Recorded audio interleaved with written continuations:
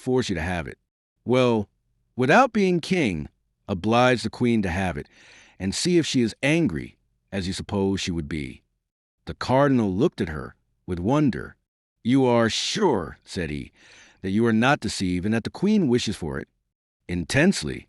Listen, dear prince, did you tell me, or where did I hear it, that you would like to be minister? You may have heard me say so, countess.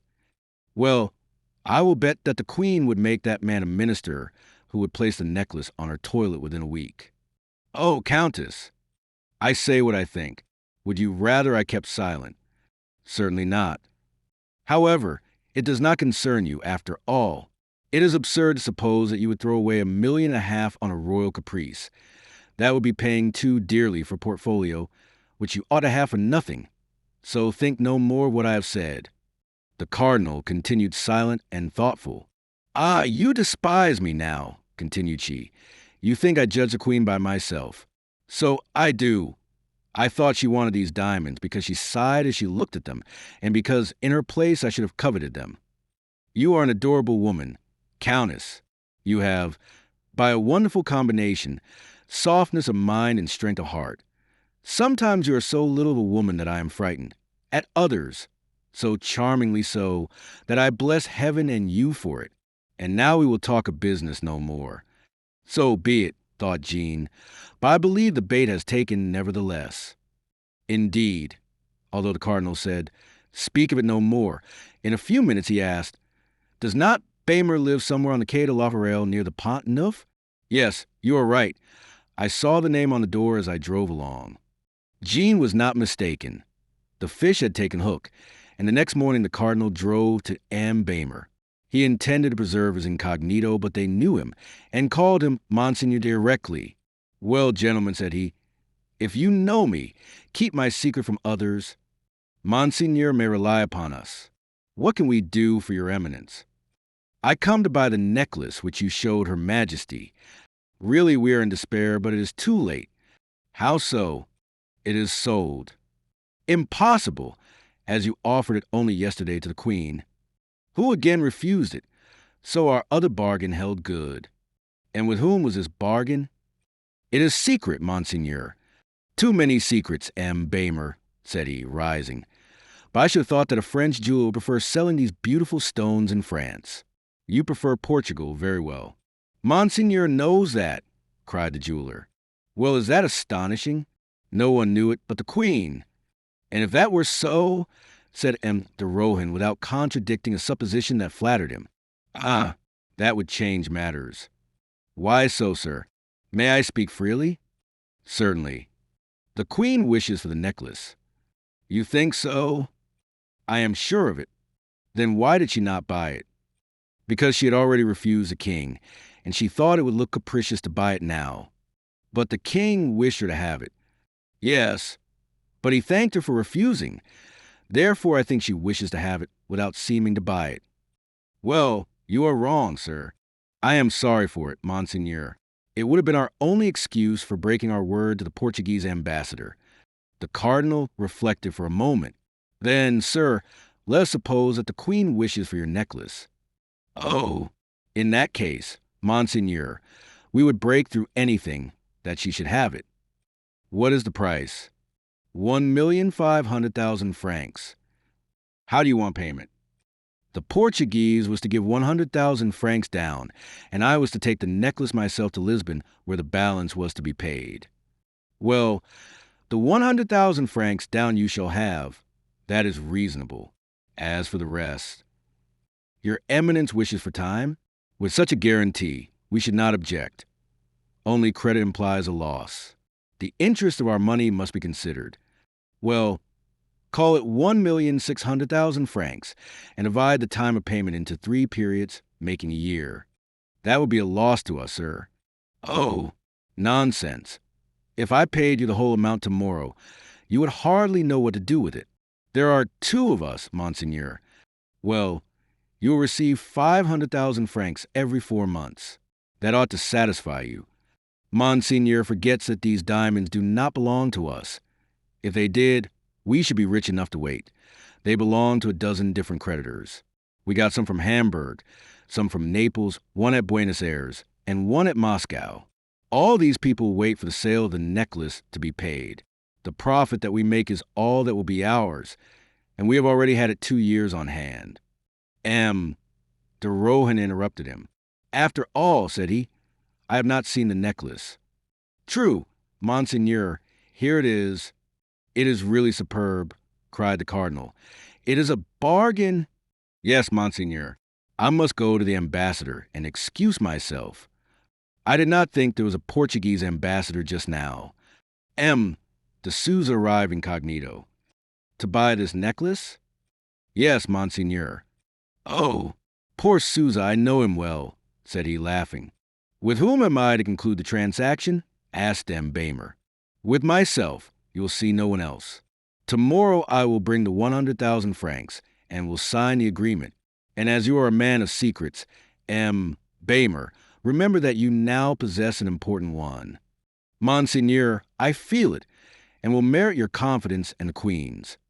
De Rohan went away happy, like all men who ruin themselves in a transport of passion. The next day, Bamer went to the hotel of the Portuguese ambassador. At the moment he knocked at the door, Beausire was going through some accounts with de Corno, while Don Manuel was taking over some new plan with the valet, his associate. De Corno was charmed to find an ambassador so free from national prejudice as to form his whole establishment of Frenchmen. Thus his conversation was full of praises of him. The Souzas, you see, replied Beausire, are not the old school of Portuguese. They are great travelers, very rich, who might be kings if they liked. And do they not? Why should they? With a certain number of millions, and the name of a prince, one is better than a king. Ah, Portugal will soon become great with such men at its head.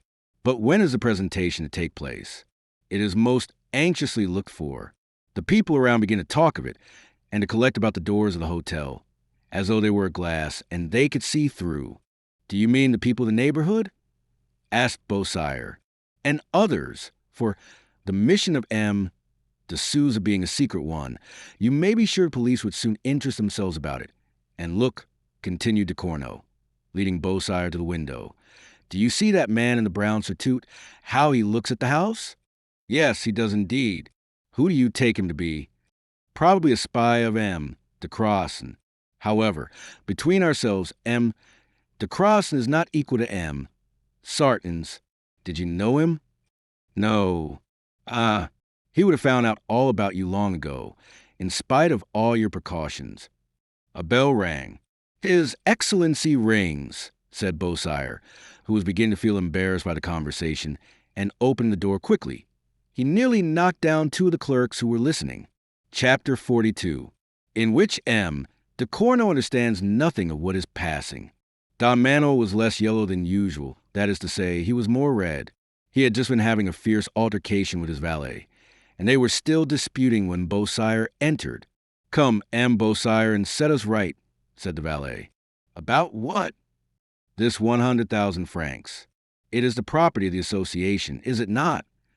Certainly. Beausire agrees with me.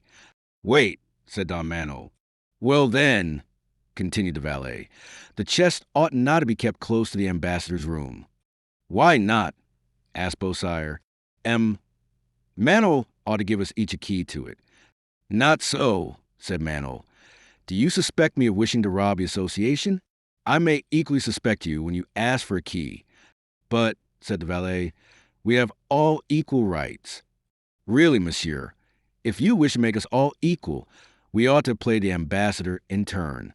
It would have been less plausible in the eyes of the public, but it would have satisfied you.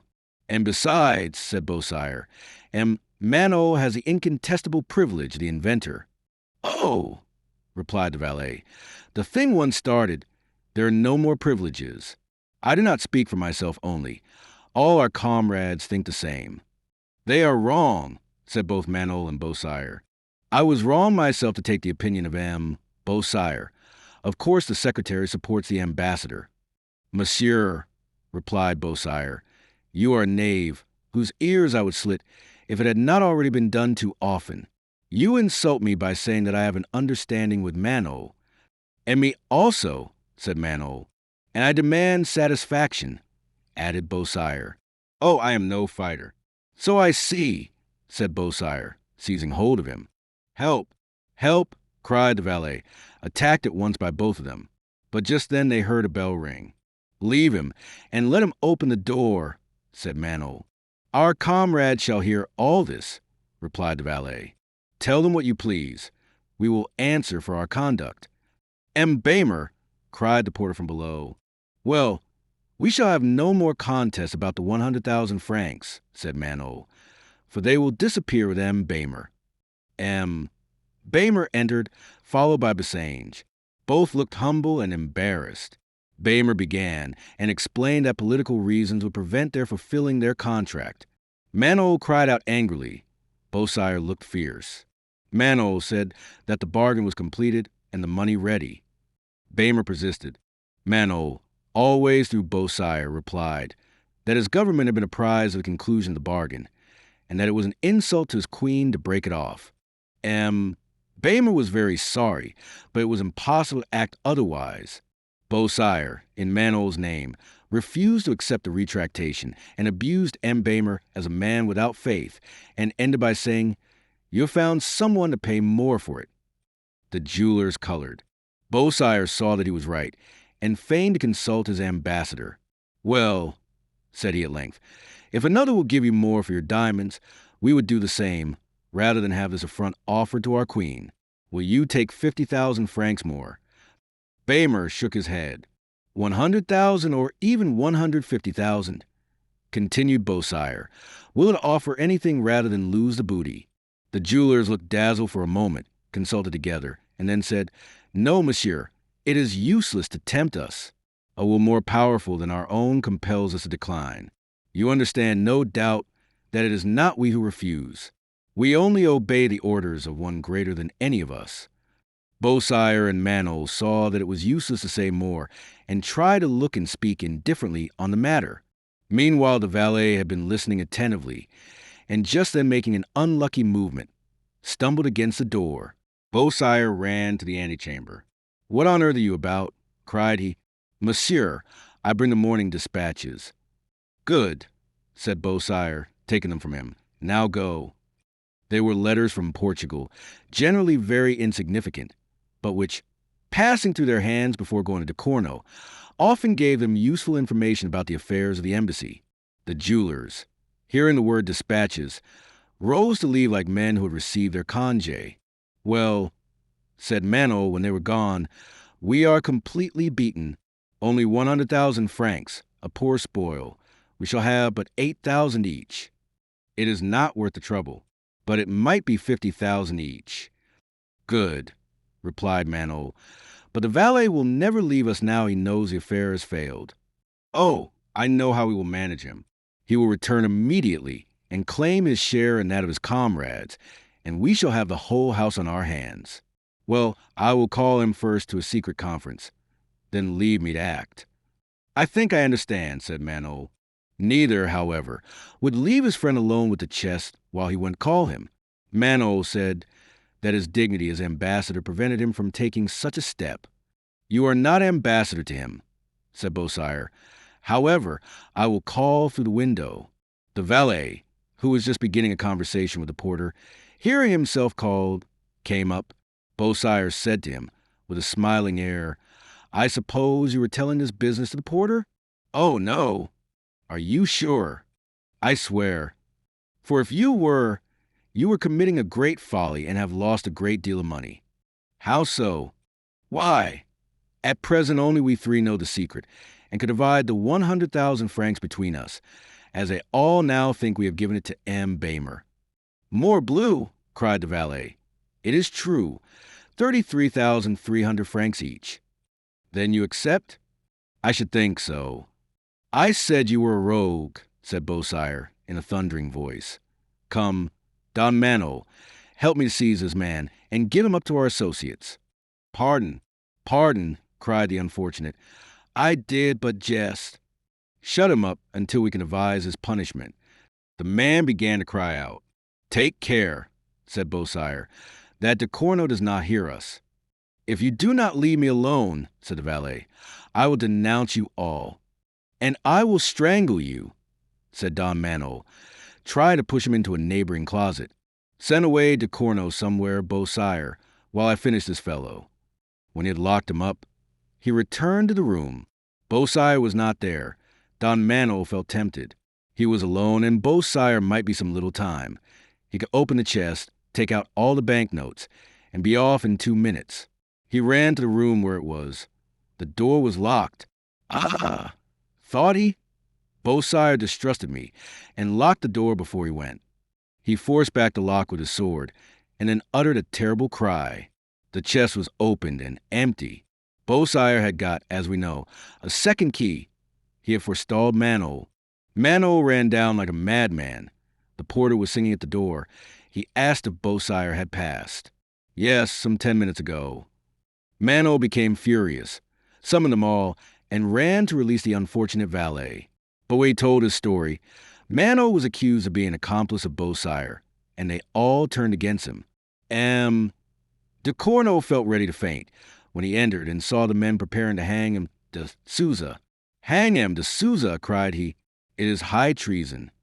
At last they threw him into a cellar, fearing his cries would arouse the neighborhood. At that moment loud knocks at the door disturbed them. They looked at each other in dismay. The knocks were repeated, and someone cried, "Open in the name of the Portuguese ambassador." On hearing this, each made his escape in terror, as he best could, scrambling over walls and roofs. The true ambassador could only enter by the help of the police. They found and arrested M. De Corno, who slept that night in the Châtelet. Thus ended the adventure of the sham embassy from the Portugal. Chapter 43. Illusions and Realities. Beausire, on leaving the house, ran as fast as possible down the Rue Coquier, then into the Rue Saint-Honoré, and took everywhere the most intricate and improbable turnings he could think of, and continued this until he became quite exhausted. Then, thinking himself tolerably safe, he sat down in the corn market on a sack to recover his breath. "Ah," thought he, "now I have made my fortune. I will be an honest man for the future, and I will make Oliva an honest woman.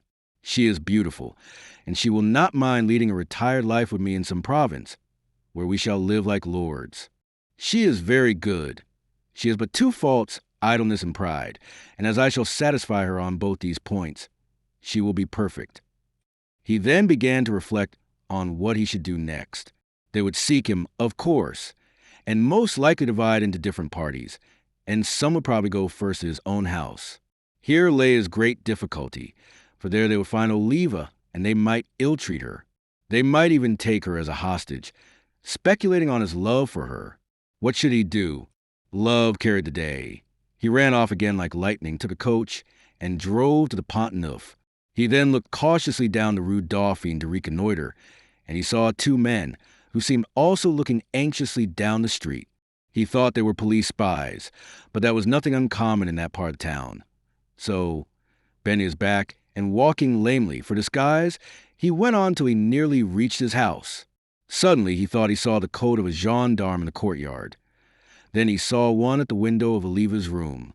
He felt ready to drop, but he thought his best plan was to walk quietly on. He had that courage, and passed the house. Heavens! What a sight! The yard was full of soldiers, and among them a police commissioner. Beausire's rapid glance showed him what he thought disappointed faces. He thought that Indecross had somehow begun to suspect him, and, sending to take him, had found only Oliva. "I cannot help her now," thought he. "I should only lose my money and destroy us both. No, let me place that in safety, and then I will see what can be done." He therefore ran off again, taking his way almost mechanically towards the Luxembourg. But as he turned the corner of the Rue Saint-Germain, he was almost knocked down by a hansom carriage which was driving towards the Rue Dauphine, and, raising his head to swear at the coachman, he thought he saw Oliva inside, talking with much animation to a handsome man who sat by her. He gave a cry of surprise and would have run after it, but he could not again encounter the Rue Dauphine.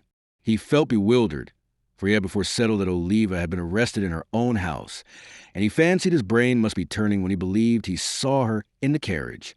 But he started off again and took refuge in a small cabaret at the Luxembourg, where the hostess was an old friend. There he gradually began to recover again his courage and hope. He thought the police would not find him, and that his money was safe. He remembered also that Oliva had committed no crime, and that the time was past when people were kept prisoners for nothing. He also thought that his money would soon obtain her release, even if she were sent to prison, and he would then set off with her for Switzerland. Such were his dreams and projects as he sat sipping his wine. Chapter 44. Oliva begins to ask what they want of her. If Beausire had trusted to his eyesight, which was excellent, instead of trusting his imagination, he would have spared himself much regret and many mistakes. It was, in fact, Oliva who sat in the carriage by the side of a man, whom he would also have recognized if he had looked a little longer. She had gone that morning, as usual, to take a walk in the gardens of the Luxembourg, where she had met the strange friend whose acquaintance she had made the day of the ball at the opera. It was just as she was about to return that he appeared before her and said, "Where are you going?" "Home, monsieur. Just what the people want who are there waiting for you." "Waiting for me?" "No one is there for me." "Oh, yes, a dozen visitors at least." "A whole regiment, perhaps?" said Oliva, laughing. "Perhaps. Had it been possible to send a whole regiment, they would have done so." "You astonish me." "You would be far more astonished if I let you go." "Why?" "Because you would be arrested." "I? Arrested?" "Assuredly. The 12 gentlemen who wait for you are sent by M. de Cross." Oliva trembled. Some people are always fearful on certain points.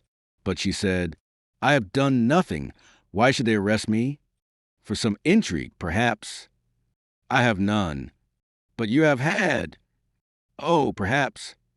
"Well, perhaps they are wrong to wish to arrest you, but the fact is that they do desire to do so. Will you still go home?" "You deceive me," said Oliva. "If you know anything, tell me at once. Is it not Beausire they want?" "Perhaps. He may have a conscience less clear than yours." "Poor fellow. Pity him, if you like. But if he is taken, there is no need for you to be taken too." "What interest have you in protecting me?" asked she. "It is not natural for a man like you."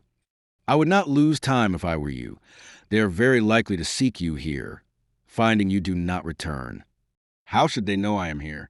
"Are you not always here?" "My carriage is close by, if you will come with me. But I see you doubt still." "Yes." "Well, we will commit an imprudence to convince you. We will drive past your house, and when you have seen these gentlemen there, I think you will better appreciate my good offices." He led her to the carriage and drove to the Rue Dauphine, at the corner which they passed Beausire. Had Oliva seen him, doubtless she would have abandoned everything to fly with him and share his fate, whatever it might be. But Cagliostro, who did see him, took care to engage her attention by showing her crowd, which was already in sight, and which was waiting to see what the police would do.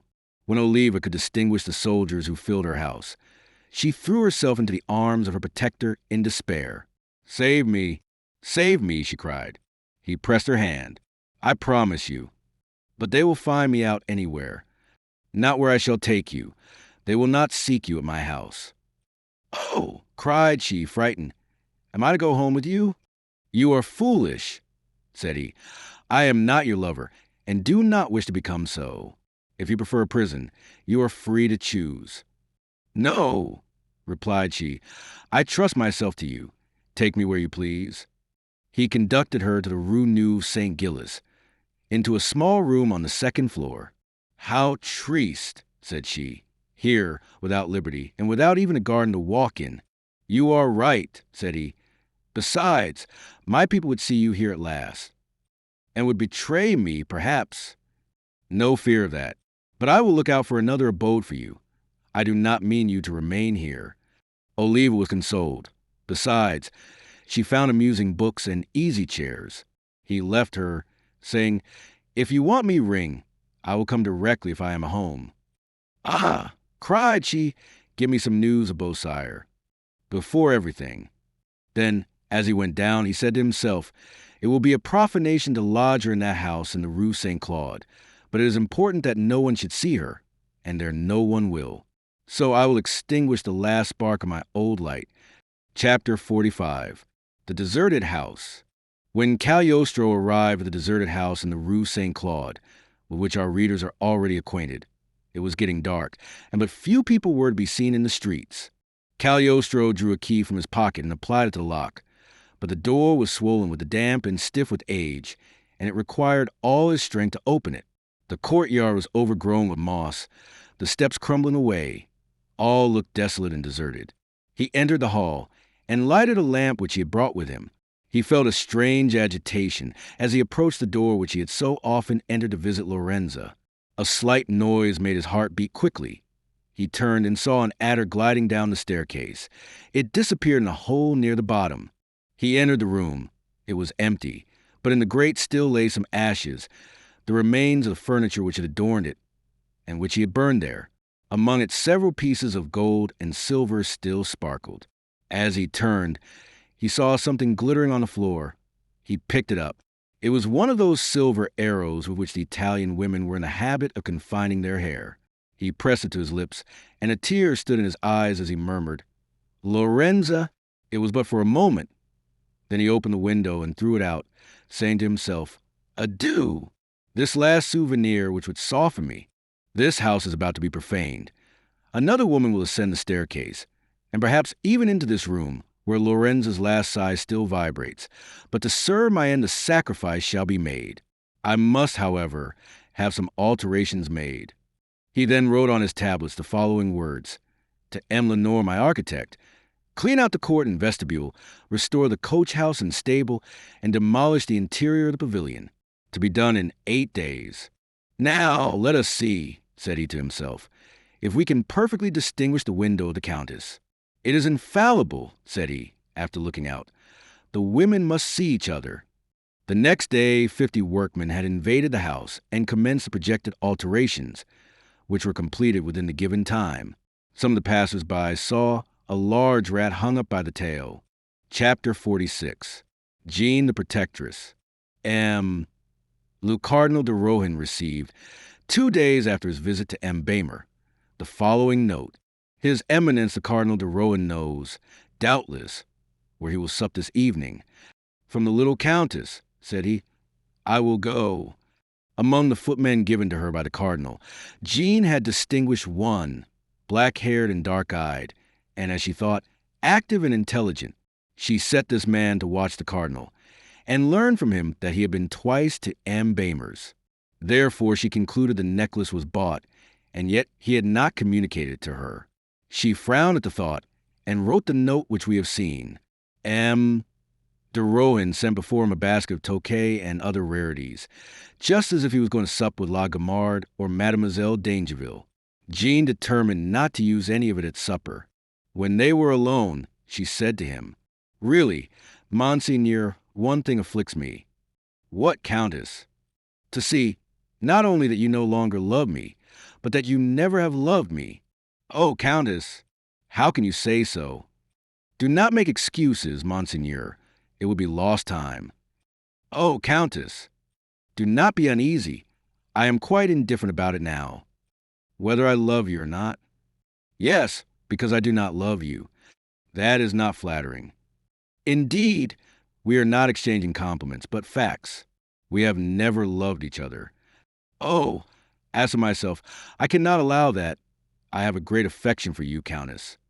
"Come, Monseigneur, let us esteem each other enough to speak the truth, and that is, that there's between us a much stronger bond than love. That is, interest." "Oh, Countess, what a shame." "Monseigneur, if you are ashamed, I am not." "Well, Countess, supposing ourselves interested, how can we serve each other? First, Monseigneur, I wish to ask you a question. Why have you failed in confidence towards me?" "Aye, how so, pray?" "Will you deny that, after skillfully drawing from me the details, which I confess I was not unwilling to give you, concerning the desire of a certain great lady for a certain thing, you have taken means to gratify that desire without telling me? Countess, you are a real enigma, a sphinx." "Oh, no enigma. Cardinal, I speak of the Queen and of the diamonds which you bought yesterday of M. Bamer and Bassange." "Countess," cried he, growing pale. "Oh, do not look so frightened," continued she. Did you not conclude your bargain yesterday?" He did not speak, but looked uncomfortable and half angry. She took his hand. "Pardon, Prince," she said, "but I wish to show you your mistake about me. You believe me foolish and spiteful." "Oh, Countess, now I understand you perfectly. I expected to find you a pretty woman, and a clever one, but you are better than this. Listen to me. You have, you say, been willing to become my friend without loving me." "I repeat it," replied she. "Then you had some object?" "Assuredly. Do you wish me to tell it to you?" "No, I understand it. You wish to make my fortune. That once done, you are sure that my first care would be for yours. Am I right?" "Yes, Monseigneur. But I have not pursued my plans with any repugnance. The road has been a pleasant one. You are an amiable woman, Countess, and it is a pleasure to discuss business with you. You have guessed rightly that I have a respectful attachment towards a certain person. I saw it at the opera ball," she said. "I know well that this affection will never be returned." "Oh, a queen is only a woman, and you are surely equal to Cardinal Mazarin." "He was a very handsome man," said M. de Rohan, laughing. "And an excellent minister," said Jean. "Countess, it is superfluous trouble to talk to you. You guess and know everything." "Yes, I do wish to become prime minister. Everything entitles me to it. My birth, my knowledge of business, my standing with foreign courts, and the affection which is felt for me by the French people." "There is but one obstacle," said Jean. "An antipathy." "Yes, of the queen's. And the king always ends by liking what she likes, and hating what she hates." "And she hates me? Be frank, Countess." "Well, Monseigneur, she does not love you. Then I am lost. Of what use is the necklace? You deceive yourself, Prince. It is bought. At least, it will show the queen that you love her. You know, Monseigneur, we have agreed to call things by their right names." "Then you say you do not despair of seeing me one day prime minister?" "I am sure of it. And what are your own ambitions?" "I will tell you, Prince, when you are in a position to satisfy them." "We will hope for that day. Now let us sup." "I am not hungry." "Then let us talk." "I have nothing more to say." "Then go." "How? Is that what you call our alliance? Do you send me away?" "Yes, Monseigneur." "Well, Countess, I will not deceive myself again about you." Before leaving, however, he turned and said, "What must I do now, Countess?" "Nothing. Wait for me to act. I will go to Versailles." "When?" "Tomorrow." "And when shall I hear from you?" "Immediately." "Then I abandon myself to your protection. Au revoir, Countess." Chapter 47. Jean protected. Mistress of such a secret, rich in such a future, and supported by such a friend, Jean felt herself strong against the world. To appear at court no longer as a suppliant, as the poor mendicant, drawn from poverty by Madame de Boulonvilliers, but as a Valois, with an income of 100,000 francs, to be called a favor of the queen, and consequently governing the king and state through it. Such was the panorama that floated before the eyes of Jean. She went to Versailles. She had no audience promised, but she trusted to her good fortune, and as the queen had received her so well before, all the officials were anxious to serve her. Therefore, one of the doorkeepers said aloud, as the queen came from chapel, to one of her gentlemen, "Monsieur, what am I to do? Here is Madame la Comtesse de la Motte Valois asking admission, and she has no letter of audience." The queen heard and turned round. "Did you say Madame de la Motte Valois was here?" she asked. "Your Majesty, the doorkeeper says so." "I will receive her. Bring her to the bathroom." The man told Jean what he had done. She drew out her purse, but he said, "Will Madame la Comtesse allow this debt to accumulate? Some day she can pay me with interest." "You are right, my friend. I thank you." Marie Antoinette looked serious when Jean entered. "She supposes I am come again to beg," thought Jean. "Madam," said the queen, "I have not yet had an opportunity to speak to the king." "Oh, your Majesty has already done too much for me. I ask nothing more." "I came." She hesitated. "Is it something urgent that you did not wait to ask for an audience?" "Urgent? Yes, madam, but not for myself." "For me, then?" and the queen conducted her into the bathroom, where her women were waiting for her. Once in the bath, she sent them away. "Now, Countess." "Madam," said Jean, "I am much embarrassed." "Why so?" "Your Majesty knows the kindness I have received from M. de Rohan." The queen frowned.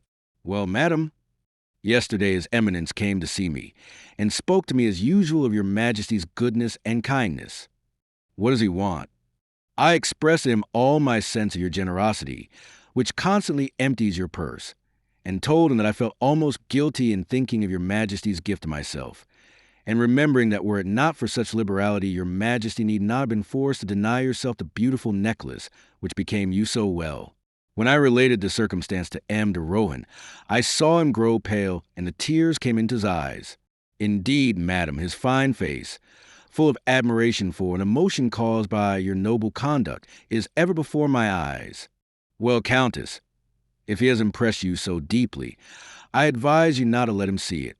M. de Rohan is a worldly prelate, and gathers the sheep as much for himself as for his lord. "Oh, madam, it is not I who say it. That is his reputation. He almost glories in it. His trophies are numerous, and some of them have made no little scandal."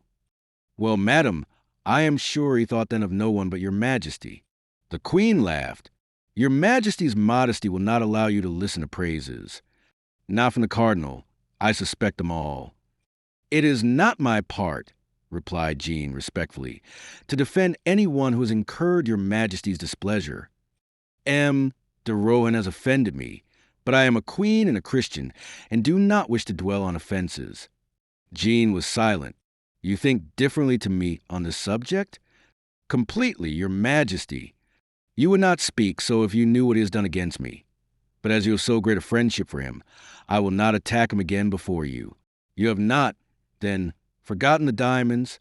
"Oh, madam, I have thought of them night and day. They will look so well on your Majesty." "What do you mean?" "They are sold to the Portuguese ambassador." Jean shook her head. "Not sold," cried the queen. "Yes, madam, but to M. de Rohan." "Oh," said the queen, becoming suddenly cold again. "Oh, your Majesty," cried Jean, "do not be ungenerous towards him. It was the impulse of a generous heart that your Majesty should understand and sympathize with. When he heard my account, he cried, 'What? The queen refuse herself such a thing, and perhaps see it one day worn by one of her subjects.' And when I told him that it was bought for the Queen of Portugal, he was more indignant than ever. He cried, 'It is no longer a simple question of pleasure for the Queen, but of the dignity of the French crown. I know the spirit of foreign courts. They will laugh at our Queen because they happen to have more money to spare, and I will never suffer this.' And he left me abruptly, an hour after I heard that he had bought the necklace. For 1,500,000 francs? 1,600,000, madam. With what intention? That at least if your Majesty would not have them, no one else should. Are you sure it is not for some mistress? I am sure he would rather break it to pieces than see it on any other neck than your own." Marie Antoinette reflected, and her expressive countenance showed clearly every thought that passed through her mind. At last she said, "What M. de Rohan has done is a noble trait of a delicate devotion, and you will thank him for me." "Oh, yes, madam." "You will add that he has proved to me his friendship, and that I accept it, but not his gift." "But, madam—" "No, but as a loan. He has advanced his money and his credit to please me, and I will repay him. Bamer has asked for money down." "Yes, madam." "How much?" 100,000 francs. That is my quarter's allowance from the king. I received it this morning. It is in advance, but still I have it." She rang the bell. Her woman came and wrapped her in warm sheets, and then she dressed herself. Once more alone in her bedroom with Jean, she said, "Open that drawer, and you will see a portfolio." "Here it is, madam." "It holds the 100,000 francs. Count them." Jean obeyed. "Take them to the cardinal with my thanks. Each quarter I will pay the same. In this manner I shall have a necklace which pleased me so much, and if it embarrasses me to pay it, at least it will not hurt the king, and I shall gain the knowledge that I have a friend who has guessed my wishes." Then, after a pause, You will add, Countess, that M. de Rohan will be welcome at Versailles to receive my thanks." Jean went away full of joy and delight. Chapter 48. The Queen's Portfolio. The Cardinal was at home when Madame de la Motte came to his hotel. She had herself announced, and was immediately admitted. "You come from Versailles?" said he. "Yes." Well, Monseigneur, what do you expect?" "Ah, Countess, you say that with an air that frightens me. You wish me to see the Queen, and I have seen her, and that I should speak to her of you whom she has always so much disliked." "And you did?" "Yes, and Her Majesty listened." "Say no more, Countess. I see she will not overcome her repugnance." "Oh, as to that, I spoke of the necklace. And did you dare to say that I wished?" "To buy it for her?" "Yes." "Oh, Countess, you are sublime, and she listened?" "Yes, but she refused." "Oh, I am lost." "Refused to accept it as a gift, but not as a loan." "I lend to the Queen." "Countess, it is impossible. It is more than giving, is it not?" "1,000 times." "So I thought." The Cardinal rose and came towards her. "Do not deceive me," he said. "One does not play with the affections of a man like you, Monseigneur." "Then it is true?" "The exact truth." "I have a secret with the Queen," and he pressed Jean's hand. "I like that clasp of the hand," she said. "It is like one man to another. It is that of a happy man to a protecting angel." "Monseigneur, do not exaggerate." "Oh, my joy, my gratitude." "Impossible." "But lending 1,500,000 to the Queen is not all you wish for?" "Buckingham would have asked for more." "Buckingham believed what I dare not even dream of." "The Queen sends you word that she will see you with pleasure at Versailles." The Cardinal looked as pale as a youth who gives his first kiss of love. "Ah," thought she, "it is still more serious than I imagined. I can get what I please from him, for he acts really not from ambition, but from love." He quickly recovered himself, however. "My friend," said he, "how does the Queen mean to act about this loan she talks of?"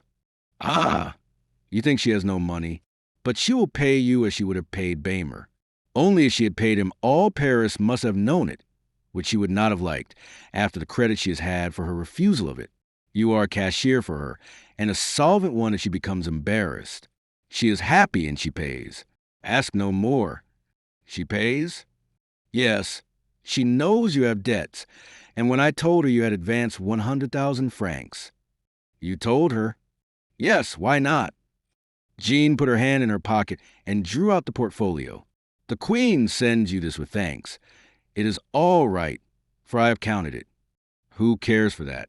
But the portfolio, well, it is not handsome. It pleases me, nevertheless." "You have good taste." "Ah, you quiz me." "You have the same taste as the Queen, at all events." "Then it was hers? Do you wish for it?" "I cannot deprive you of it." "Take it." "Oh, Countess, you are a precious friend. But while you have worked for me, I have not forgotten you." Jean looked surprised. "Yes," said he, "my banker came to propose to me some plan of a marsh to drain, which must be profitable. I took 200 shares, and 50 of them are for you." "Oh, Monseigneur." He soon returned. He had realized already on them 10%. He gave me 100,000 francs. "And here is your share, dear Countess." And from the pocketbook she had just given him, he slid 25,000 francs into her hand. "Thanks, Monseigneur. What gratifies me most is that you thought of me." "I shall ever do so," said he, kissing her hand. "And I of you at Versailles." Chapter 49, in which we find Dr. Lewis. Perhaps our readers, remembering in what a position we left M. de Charny, will not dislike to return with us to that little antechamber at Versailles into which this brave seaman, who feared neither men nor elements, had fled, lest he should show his weakness to Queen. Once arrived there, he felt it impossible to go further. He stretched out his arms, and was only saved from falling to ground by the aid of those around. He then fainted, and was totally ignorant that the Queen had seen him, and would have run to his assistance had André not prevented her, more even from feeling of jealousy than from regard for appearances. Immediately after the king entered, and seeing a man lying supported by two guards, who, unaccustomed to see men faint, scarcely knew what to do, advanced, saying, "Someone is ill here." At his voice the men started and let their burden fall. "Oh!" cried the king. "It is M. de Charny. Place him on this couch, gentlemen." Then they brought him restoratives and sent for a doctor. The king waited to hear the result. The doctor's first care was to open the waistcoat and ensure the young man to give him air, and then he saw the wound. "A wound!" cried the king. "Yes," said M. de Charny, faintly, "an old wound which has reopened." And he pressed a hand to the doctor to make him understand. But this was not a court doctor who understands everything. So, willing to show his knowledge, "Old! Sir, this wound is not 24 hours old." Charny raised himself at this and said, "Do you teach me, sir, when I receive my wound?" Then, turning round, he cried, "The king!" and hastened to button his waistcoat. "Yes, M. de Charny, who fortunately arrived in time to procure you assistance." "A mere scratch, sire," stammered Charny, "an old wound." "Old or new," replied Louis, "it has shown me the blood of a brave man, whom a couple of hours in bed will quite restore," continued Charny, trying to rise. But his strength failed him, his head swam, and he sank back again. "He is very ill," said the king. "Yes, sire," said the doctor with importance, "but I can cure him." The king understood well that M. de Charny wished to hide some secret from him, and determined to respect it. "I do not wish," said he, "that in de Charny should run the risk of being moved. We will take care of him here. Let M. de Suffren be called, this gentleman recompensed, and my own physician, Dr. Louis, be sent for." While one officer went to execute these orders, two others carried Charny into a room at the end of the gallery. Dr. Louis and M. de Suffren soon arrived. The latter understood nothing of his nephew's illness. "It is strange," said he. "Do you know, doctor, I never knew my nephew before." "That proves nothing," replied the doctor. "The air of Versailles must be bad for him." "It is his wound," said one of the officers. "His wound!" cried M. de Suffren. "He never was wounded in his life." "Oh, excuse me," said the officer, opening the shirt, covered with blood. "But I thought—" "Well," said the doctor, who began to see the state of the case, "do not let us lose time disputing over the cause, but see what can be done to cure him." "Is it dangerous, doctor?" asked M. de Suffren with anxiety. "Not at all," replied he. M. de Suffren took his leave and left Charny with the doctor. Fever commenced, and before long he was delirious. 3 hours after, the doctor called a servant and told him to take Charny in his arms, who uttered doleful cries. "Roll the sheet over his head," said the doctor. "But," said the man, "he struggles so much that I must ask assistance from one of the guards." "Are you afraid of a sick man, sir? If he is too heavy for you, you are not strong enough for me. I must send you back to Auvergne." This threat had its effect. Charny, crying, fighting, and gesticulating, was carried by the man through the guards. Some of the officers questioned the doctor. "Oh, gentlemen," said he, "this gallery is too far off for me. I must have him in my own rooms. But I assure you, doctor, we would all have looked after him here. We all love M. de Suffren." "Oh, yes, I know your sort of care. The sick man is thirsty, and you give him something to drink and kill him." "Now there remains but one danger," said the doctor to himself, as he followed Charny, "that the king should want to visit him, and if he hear him, diable, I must speak to the queen." The good doctor, therefore, having bathed the head and face of his patient with cold water, and seen him safe in bed, went out and locked the door on him, leaving his servant to look after him. He went towards the queen's apartments, and met Madame de Misery, who had just been dispatched to ask after the patient. "Come with me," he said. "But, doctor, the queen waits for intelligence." "I am going to her." "The queen wishes." "The queen shall know all she wishes. I will take care of that." Chapter 50. Egrisomnia. The queen was expecting the return of Madame de Misery. The doctor entered with his accustomed familiarity. "Madam," he said, "the patient in whom your majesty and the king are interested is as well as anyone could be who has a fever." Is it a slight wound? Asked the queen. Slight or not, he is in a fever. Poor fellow, a bad fever? Terrible. You frighten me. Dear doctor, you, who are generally so cheering. Besides, you look about you, as though you had a secret to tell. So I have... About the fever? Yes. To tell me? Yes. Speak, then, for I am curious. I wait for you to question me, madam. Well, how does the fever go on? No, ask me why I have taken him away from the guard's gallery, where the king left him, to my own room. Well, I ask. Indeed, it is strange. Then, madam, I did so, because it is not an ordinary fever. The queen looked surprised. What do you mean? De Charny is delirious already, and in his delirium he says a number of things rather delicate for the gentlemen of the guard to hear. Doctor, oh, madam, you should not question me, if you do not wish to hear my answers. Well, then, dear doctor, is he an atheist? Does he blaspheme? Oh, no. He is on the contrary a devotee. The queen assumed a look of sang-froid. De Charny, she said, interests me. He is a nephew of de Suffren, and has besides rendered me personal services. I wish to be a friend to him. Tell me, therefore, the exact truth. But I cannot tell you, madam. If your majesty wishes to know, the only way is to hear him yourself. But if he says such strange things which your majesty ought to hear. But, said the queen, I cannot move a step here without some charitable spy watching me. I will answer for your security. Come through my private way, and I will lock the door after us. I trust to you, then, dear doctor. And she followed him, burning with curiosity. When they reached the second door, the doctor put his ear to the keyhole. Is your patient in there, doctor? No, madam, or you would have heard him at the end of the corridor. Even here you can hear his voice. He groans. No, he speaks loud and distinct. But I cannot go into him. I do not mean you to do so. I only wish you to listen in the adjoining room, where you will hear without being seen. They went on, and the doctor entered the sick room alone. Charny, still dressed in his uniform, was making fruitless efforts to rise, and was repeating to himself his interview with the German lady in the coach.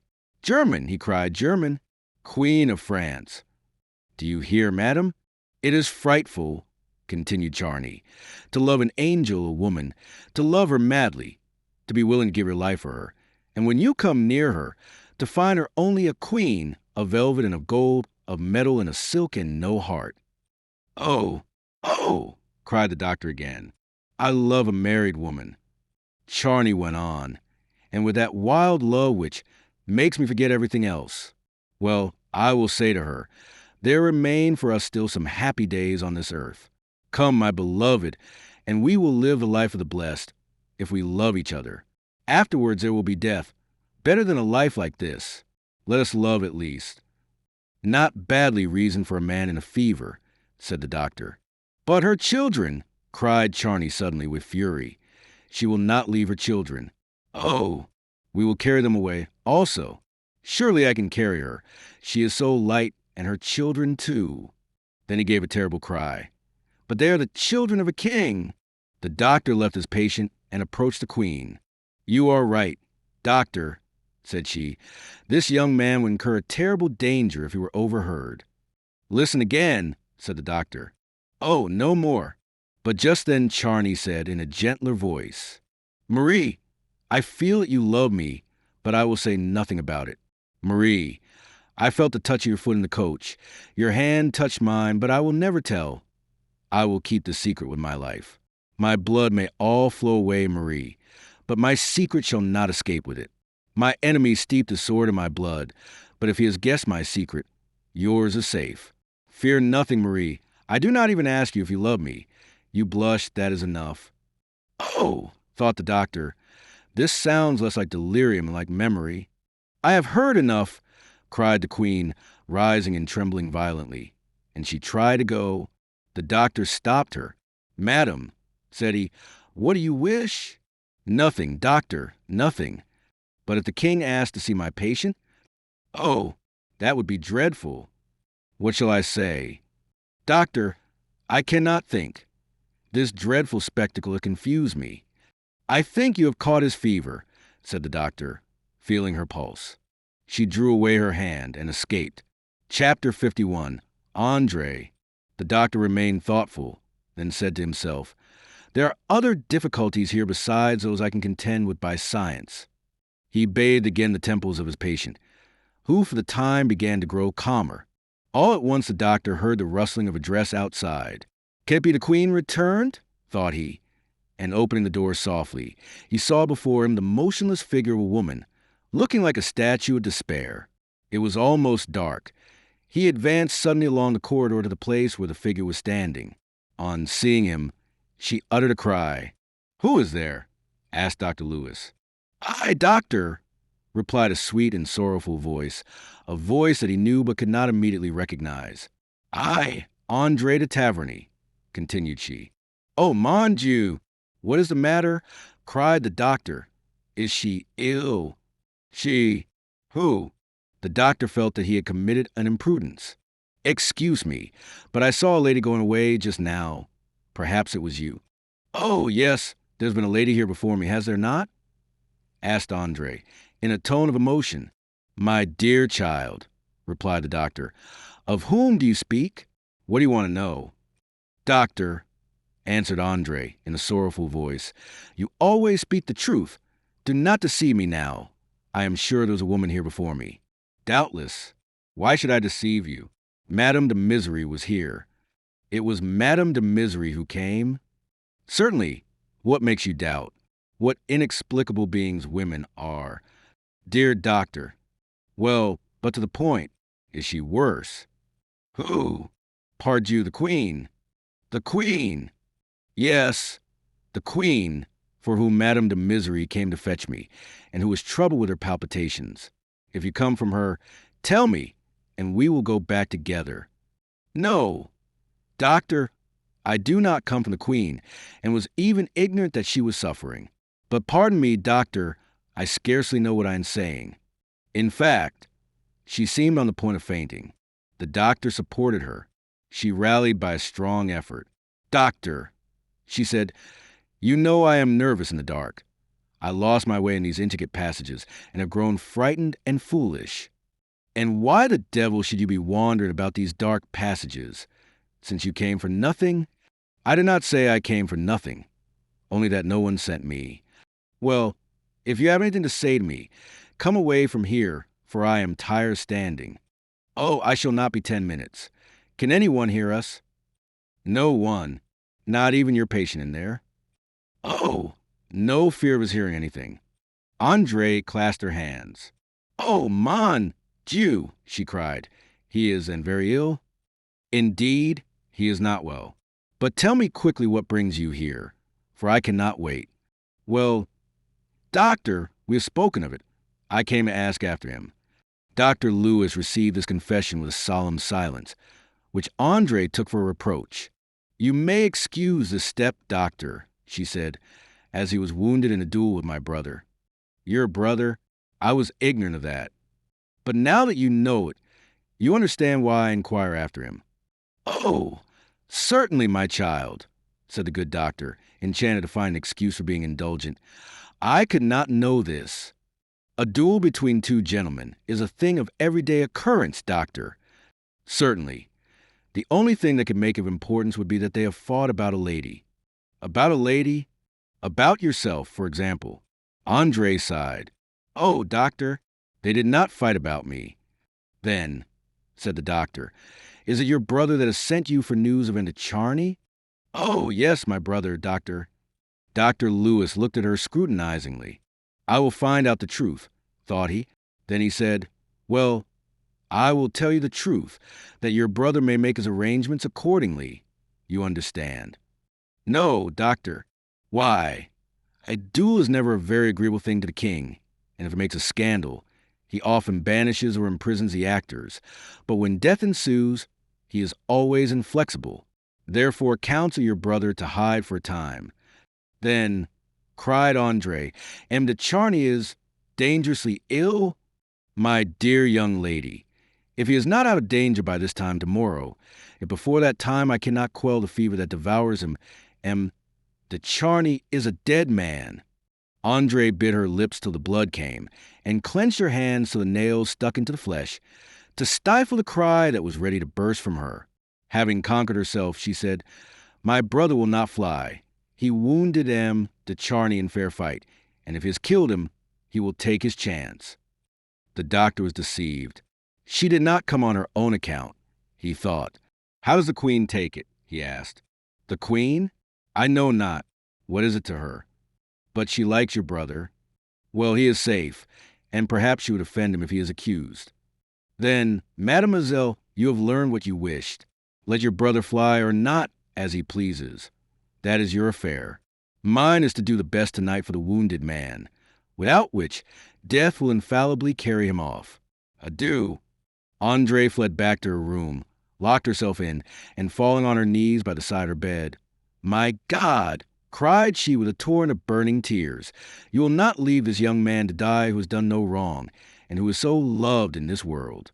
Oh, save him, that I may see a God of mercy and not of vengeance." Her strength gave way, and she fell senseless on the floor. When her senses returned to her, her first muttered words were, "I love him. Oh, I love him." Chapter 52. Delirium. De Charney conquered the fever. The next day the report was favorable. Once out of danger, Dr. Lewis ceased to take so much interest in him, and after the lapse of a week, as he had not forgotten all that had passed in his delirium, he wished to have him removed from Versailles. But Charney, at the first hint of this, rebelled and said angrily that His Majesty had given him shelter there, and that no one had a right to disturb him. The doctor, who was not patient with intractable convalescents, ordered 4 men to come in and move him. But Charney caught hold of his bed with one hand and struck furiously with the other at everyone who approached.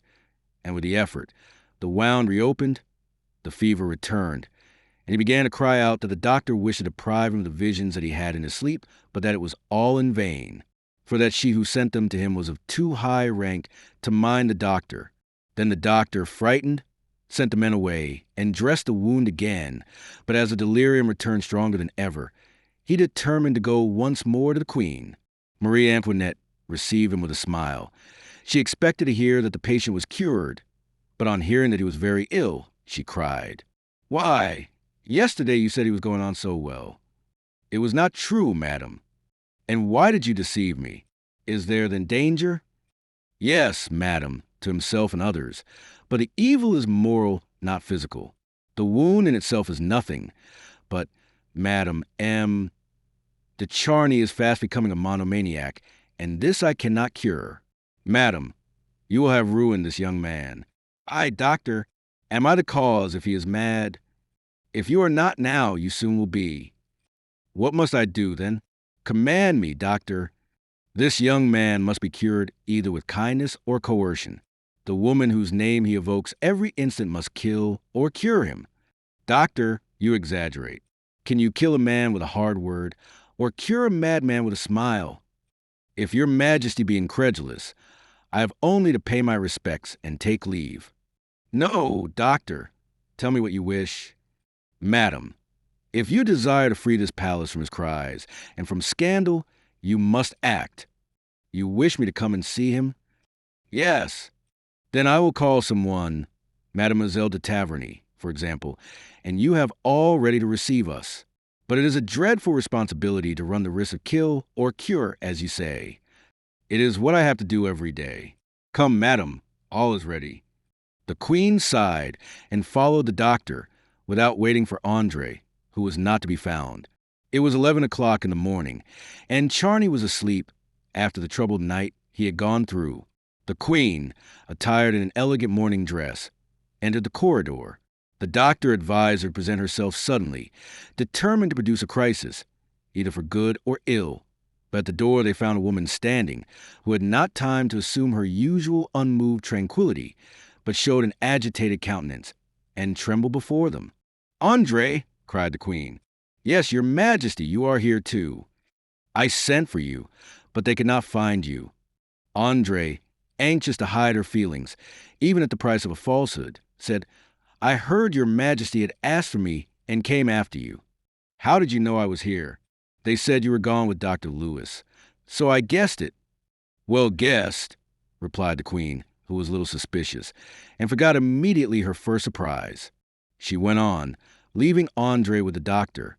Andre, seeing her disappear, gave a look full of anger and grief. The doctor said to her, "Do you think she will succeed?" Succeed in what? In getting this poor fellow removed, who will die here. We live elsewhere? Asked Andre, surprised. I believe so. Oh, then may she succeed. Chapter 53. Convalescence. The queen walked straight up to where Charney lay, dressed on a couch. He raised his head, wakened by her entrance. The queen! Cried he, trying to rise.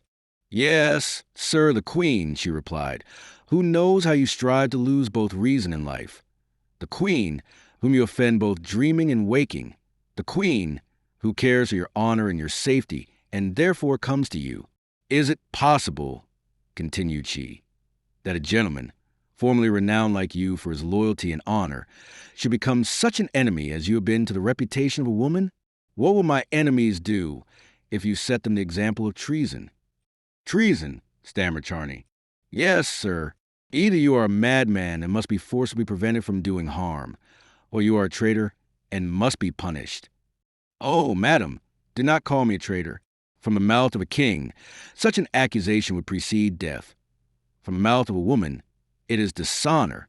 Queen, kill me or spare me. Are you in your right mind, and Charney? Said the queen in a moved voice. Yes, madam. Do you remember your wrongs towards me and toward the king? Mon Dieu, he murmured. For you too easily forget, you gentlemen, that the king is the husband of the woman whom you insult by raising your eyes to her, that he is a father of your future master, the dauphin. You forget, also, that he is a greater and better man than any of you, a man whom I esteem and love. Oh, murmured Charney with a groan and seemed ready to faint. This cry pierced the queen's heart. She thought he was about to die and was going to call for assistance. But after an instant's reflection, she went on. Let us converse quietly and be a man. Dr. Lewis has vainly tried to cure you. Your wound, which was nothing, has been rendered dangerous through your own extravagances. When will you cease to present to the good doctor the spectacle of a scandalous folly which disquiets him? When will you leave the castle? Madam, replied Charney, your majesty sends me away. I go. And he rose with a violent effort, as though he would have fled that instant, but, unable to stand, fell almost into the arms of the queen, who had risen to stop him. She replaced him on the sofa. A bloody foam rose to his lips. Ah, so much the better, cried he. I die killed by you. The queen forgot everything but his danger. She supported his drooping head on her shoulders and pressed her cold hands to his forehead and heart. Her touch seemed to revive him as if by magic. He lived again. Then she wished to fly, but he caught hold of her dress, saying, Madam, in the name of the respect which I feel for you. Adieu, cried the queen. Oh, madam, pardon me. I do pardon you. Madam, one last look. M. de Charney, said the queen, trembling. If you are not the basest of men, tomorrow you will be dead or have left this castle. He threw himself at her feet. She opened the door and rushed away. Andre saw for an instant the young man on his knees before her, and felt struck with both hate and despair. She thought, as she saw the queen return, that God had given too much to this woman in adding to her throne and her beauty this half hour with M. de Charney. The doctor, occupied only with the success of the negotiation, said, Well, madam, what will he do? He will leave, replied the queen, and, passing them quickly, she returned to her apartment. The doctor went to his patient, and Andre to her room. Dr. Lewis found Charney a changed man, declaring himself perfectly strong, asking the doctor how he should be moved, and when he should be quite well, with so much energy that the doctor feared it was too much, and that he must relapse after it. He was, however, so reasonable as to feel the necessity of explaining this sudden change. The queen has done me more good by making me ashamed of myself, he said, than you, dear doctor, with all your science. She has vanquished me by an appeal to my amour propre. So much the better, said the doctor. Yes, I remember that a Spaniard, they are all boasters, told me one day, to prove the force of his will, that it sufficed for him in a duel which he had fought, and in which he had been wounded, to will that the blood should not flow in the presence of his adversary in order to retain it. I laughed at him. However, I now feel something like it myself. I think that if my fever and delirium wish to return, I could chase them away, saying, Fever and delirium, I forbid you to appear. We know such things are possible, replied the doctor. Allow me to congratulate you, for you are cured morally. Oh, yes. Well, the physical cure will soon follow. Once sound in mind, you'll be sound in body within a week. Thanks, doctor. And to begin, you must leave this place. I am ready immediately. Oh, we will not be rash. We will wait till this evening. Where will you go? Anywhere, to the end of the world if you like. That is too far for a first journey. We will content ourselves with Versailles. I have a house there where you shall go tonight. Accordingly, that evening the four valets, who had been so rudely repulsed before, carried him to his carriage. The king had been hunting all day. Charny felt somewhat uneasy at leaving without apprising him, but the doctor promised to make his excuses. Andre, concealed behind her curtains, saw the carriage drive off. If he resumes his desire to die, thought the doctor, at least it will not be in my rooms and under my care. Charny arrived safely, however, and the next day the doctor found him so well that he told him he thought he would require him no longer. He received a visit from his uncle and from an officer sent by the king to inquire after him. At the end of a week, he could ride slowly on horseback. Then the doctor advised him to go for a time to his estates in Picardy to regain strength. He accordingly took leave of the king, charged M. de Suffren with his adieus to the queen, who was ill that evening, and set off for his chateau at Boursanges. Chapter 54. Two Bleeding Hearts. On the day following the queen's visit to M. de Charny Madel, de Taverny entered the royal bedroom, as usual at the hour of the petite toilette. The queen was just laughing over a note from Madame de Lamotte. Andre, paler than usual, looked cold and grave. The queen, however, being occupied, did not notice it, but merely turned her head, said in her usual friendly tone, Bonjour, petite. At last, however, Andre's silence struck her, and looking up she saw her sad expression, and said, Mon Dieu! Andre, what is the matter? Has any misfortune happened to you? Yes, madam, a great one. What is it? I am going to leave your majesty. Leave me? Yes, madam. Where are you going? And what is the cause of this sudden departure? Madam, I am not happy in my affections. In my family affections, I mean, added Andre, blushing. I do not understand you. You seemed happy yesterday. No, madam, replied Andre, firmly. Yesterday was one of the unhappy days of my life. Explain yourself. It would but fatigue your majesty, and the details are not worthy of your hearing. Suffice it to say that I have no satisfaction in my family, that I have no good to expect in this world. I come, therefore, to beg your majesty's permission to retire into a convent. The queen rose, and although with some effort to her pride, took Andre's hand and said, What is the meaning of this foolish resolution? Have you not today, like yesterday, a father and a brother? And were they different yesterday from today? Tell me your difficulties. Am I no longer your protectress and mother? Andre, trembling and bowing low, said, Madam, your kindness penetrates my heart, but does not shake my resolution. I have resolved to quit the court. I have need of solitude. Do not force me to give up the vocation to which I feel called. Since yesterday, I beg your majesty not to make me speak on this point. Be free, then, said the queen, rather bitterly. Only I have always shown you sufficient confidence in you to have placed some in me. But it is useless to question one who will not speak. Keep your secrets, and I trust you will be happier away than you have been here. Remember one thing, however, that my friendship does not expire with people's caprices, and that I shall ever look on you as a friend.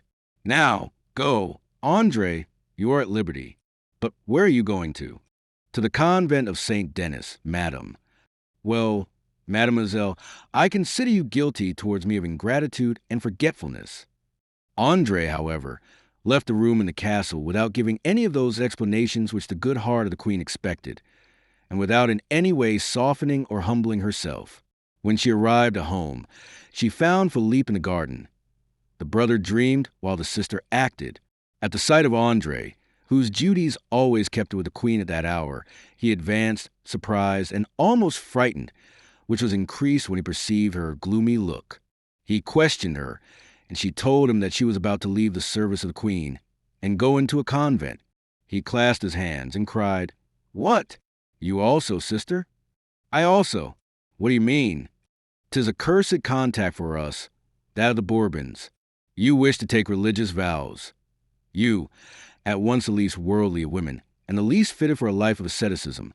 What have you to reproach the queen with?" "I have nothing to reproach her with, but you, Philippe, who expected, and had the right to expect, so much. Why did not you remain at court?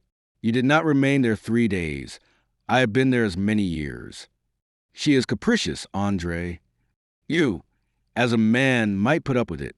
I, a woman, could not and do not wish to do so.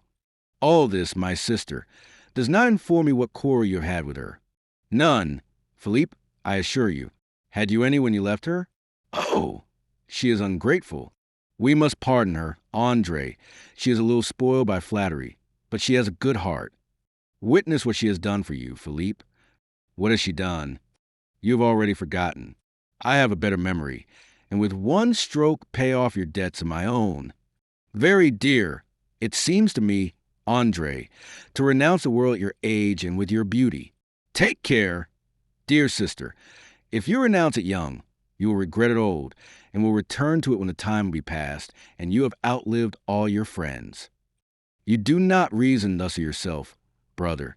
You are so little care for your fortunes, that when 100 others would have acquired titles and gold, you have only said, 'She is capricious, she is perfidious and a coquette, and I prefer not to serve her.' Therefore, you have renounced the world, though you have not entered into a monastery. You are right, sister, and were it not for our father." "Our father? Ah, Philippe, do not speak of him," replied Andre bitterly. "A father should be a support to his children or accept their support. But what does ours do? Could you confide a secret to M. de Taverny, or do you believe him capable of confiding in you? M. de Taverny is made to live alone in this world."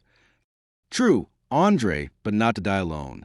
"Ah, Philippe, you take me for a daughter without feeling, but you know I am a fond sister, and have been a good daughter, required only to have had a father, but everything seems to conspire to destroy in me every tender feeling. It never happens in this world that hearts respond. Those who we choose prefer others." Philippe looked at her with astonishment. "What do you mean?" said he. "Nothing," replied Andre, shrinking from a confidence. "I think my brain is wandering. Do not attend to my words." "But—" Andre took his hand. "Enough on this subject, my dearest brother. I am come to beg you to conduct me to the convent of St. Denis. But be easy, I will take no vows. I can do that at a later period, if I wish. Instead of going, like most women, to seek forgetfulness, I will go to seek memory. It seems to me that I have too often forgotten my Creator. He is the only consolation, as he is really the only afflictor. In approaching him more nearly, I shall do more for my happiness than if all the rich and great in this world had combined to make life pleasant to me. Still, Andre, I oppose this desperate resolution, for you have not confided me the cause of your despair." "Despair," said she with a disdainful air. "No, thank God, I am not despairing. No, 1,000 times, no. This excess of disdain shows a state of mind which cannot last. If you reject the word despair, I must use that of pique. Pique. Do you believe that I am so weak as to yield up my place in the world through pique? Judge me by yourself, Philippe. If you were to retire to La Trappe, what would you call the cause of your determination?" "I should call it an incurable grief." "Well, Philippe, I adopt your words, for they suit me." "Then," he replied, "brother and sister are alike in their lives. Happy together, they become unhappy at the same time. Then Thinking further remonstrance useless, he asked, "When do you want to go?" "Tomorrow, even today, if it were possible. I shall be ready whenever you require me." Andre retired to make her preparations. Soon she received this note from Philippe. "You can see our father at 5 o'clock this evening. You must be prepared for reproaches, but an adieu is indispensable." She answered, "At 5 o'clock I will be with M. de Taverny, all ready to start, and by 7 we can be at St. Denis, if you will give me up your evening." Chapter 55. The Minister of Finance. We have seen that the Queen, before receiving Andre, was smiling over a note from Madame de Lamotte.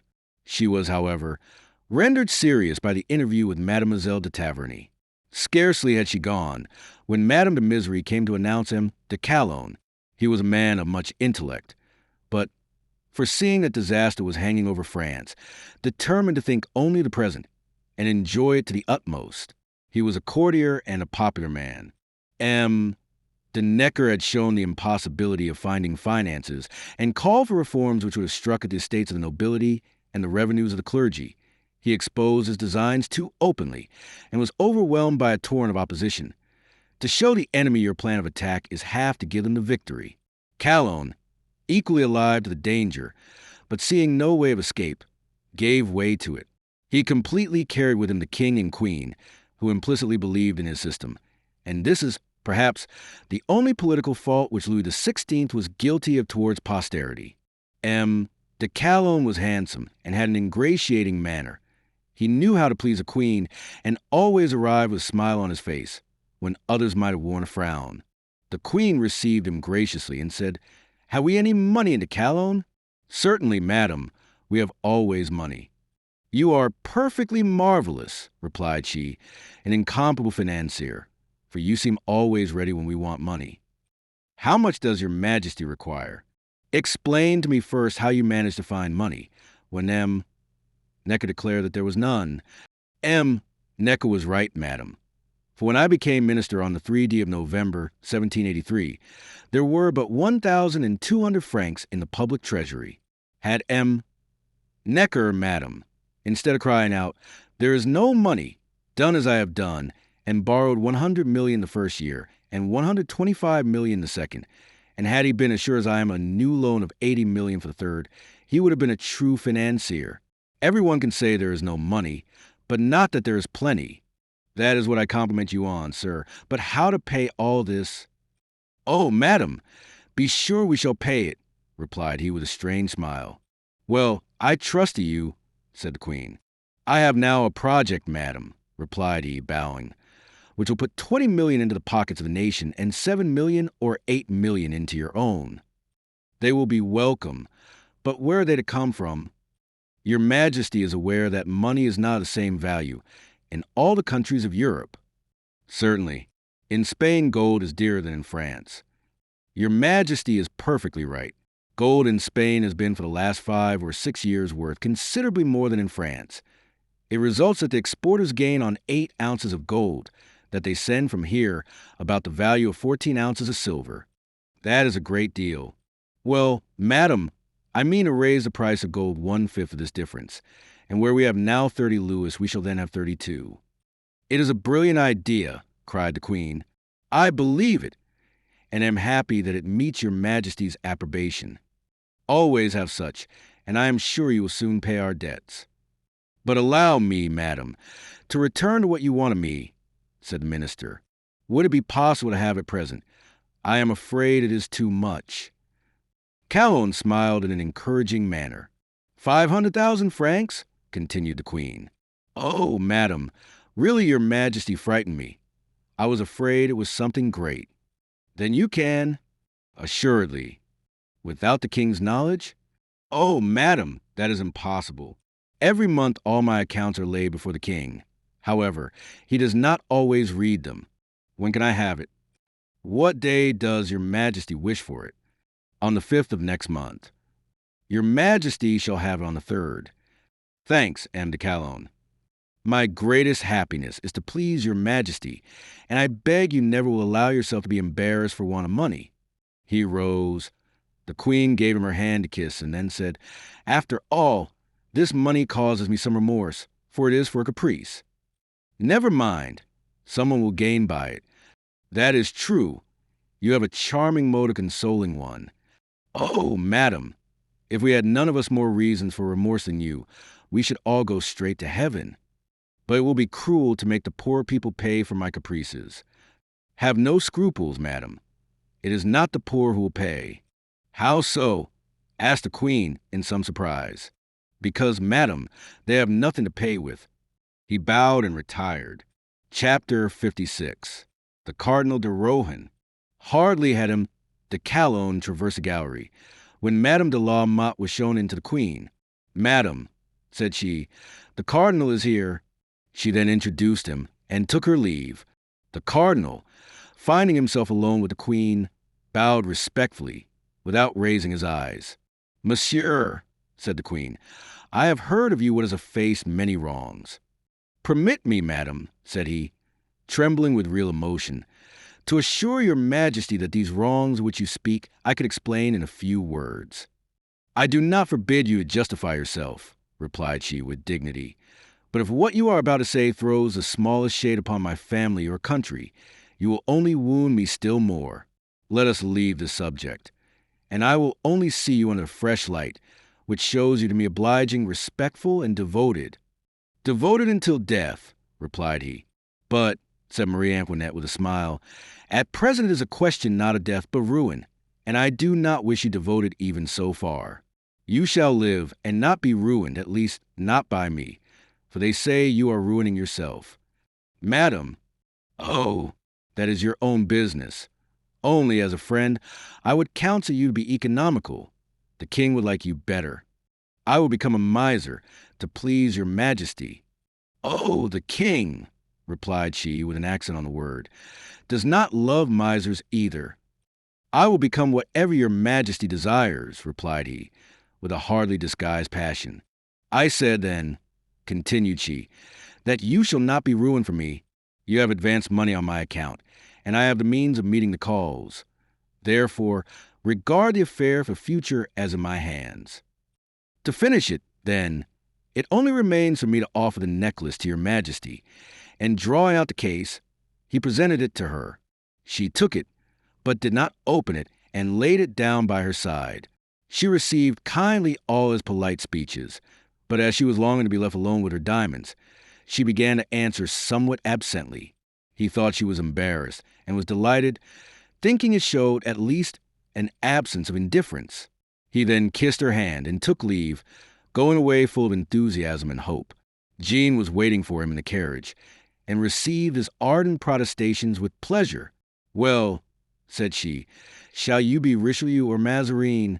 Have her lips given you encouragement in ambition or love? Are you launched in politics or intrigue? Do not laugh, dear Countess. I am full of happiness. Already, assist me, and in 3 weeks I may be a minister. Peste, that is a long time. The next payment is in a fortnight. Ah, the queen has money and will pay, and I shall have only the merit of the intention. It is too little. I would willingly have paid for this reconciliation with the whole sum. Make yourself easy, replied the countess. You shall have this merit if you desire it. I should have preferred it. The queen would then have been under an obligation to me. Monseigneur, something tells me you will have this satisfaction. Are you prepared for it? I have mortgaged all my revenue for the ensuing year. Then you have the money? Certainly, for this payment. After that, I do not know what I shall do. Oh, this payment will give you 3 quiet months. Who knows what may happen in 3 months? That is true, but she said that the king wished me to incur no more debt. 2 months in the ministry would set all straight. Countess! Oh, do not be fastidious. If you do not assist yourself, others will. You are right. Where are you going now? Back to the queen, to hear what she says of your interview. Good. I go to Paris. Why? You should go this evening to the Jeu du Roi. It is good policy to keep your ground. No, Countess. I must attend a rendezvous, for which I received a note this morning. A rendezvous? Yes, and a serious one by the contents of the note. Look. A man's writing, said the Countess, and, opening the note, she read, Monseigneur, someone wishes to see you about raising an important sum of money. This person will wait on you this evening at Paris to solicit the honor of an interview. Anonymous, some beggar? No, Countess. No beggar would expose himself to the risk of being beaten by my servants. Besides, I fancy I have seen the writing before. So au revoir, Countess. Apropos, Monseigneur, if you're going to get a windfall, some large sum, I understand we are to share. Countess, you have brought me luck. I shall not be ungrateful. And they separated. The cardinal was full of happy dreams. The queen had received him kindly. He would place himself at the head of her party and make it a popular one. He would protect her, and for her sake would abandon his slothful life and live an active one. As soon as he arrived at his hotel, he commenced burning a box full of love letters.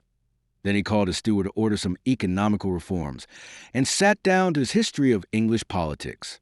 Soon he heard a ring, and a servant entered to announce the person who had written to him that morning. Ask his name, said the cardinal. The man, having inquired, returned and said, M. Le Comte de Cagliostro. Let him come in. The count entered. Mon Dieu! Cried the cardinal. Is it possible? Joseph Balsamo, who was supposed to have perished in the flames? Yes, Monseigneur, more alive than ever. But, sir, you have taken a new name. Yes, Monseigneur. The other recalled too many painful recollections. Possibly. You yourself would not have opened your door to Joseph Balsamo. Oh, yes, sir. Then Monseigneur has a better memory and more honesty than most men. Monsieur, you once rendered me a service. Am I not, Monseigneur, a good specimen of the results of my elixir? I confess it, sir, but you seem above humanity. You, who distribute health in gold all. Health, perhaps, Monseigneur, but not gold. You make no more gold. No, Monseigneur. Why? Because I lost a parcel of an indispensable ingredient which Althotas discovered, but of which I never had the receipt. He has carried that secret with him to the grave. He is dead, then? How? Could you not preserve the life of this man, so useful to you, as you have kept yourself through so many centuries? Because I can guard against illness, but not against such accidents as kill before I can act. He died from an accident, then? The fire in which he thought I died killed him. Or rather, he, weary of life, chose to die.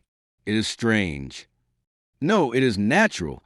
I have 100 times thought of ending my life. But you have not done so.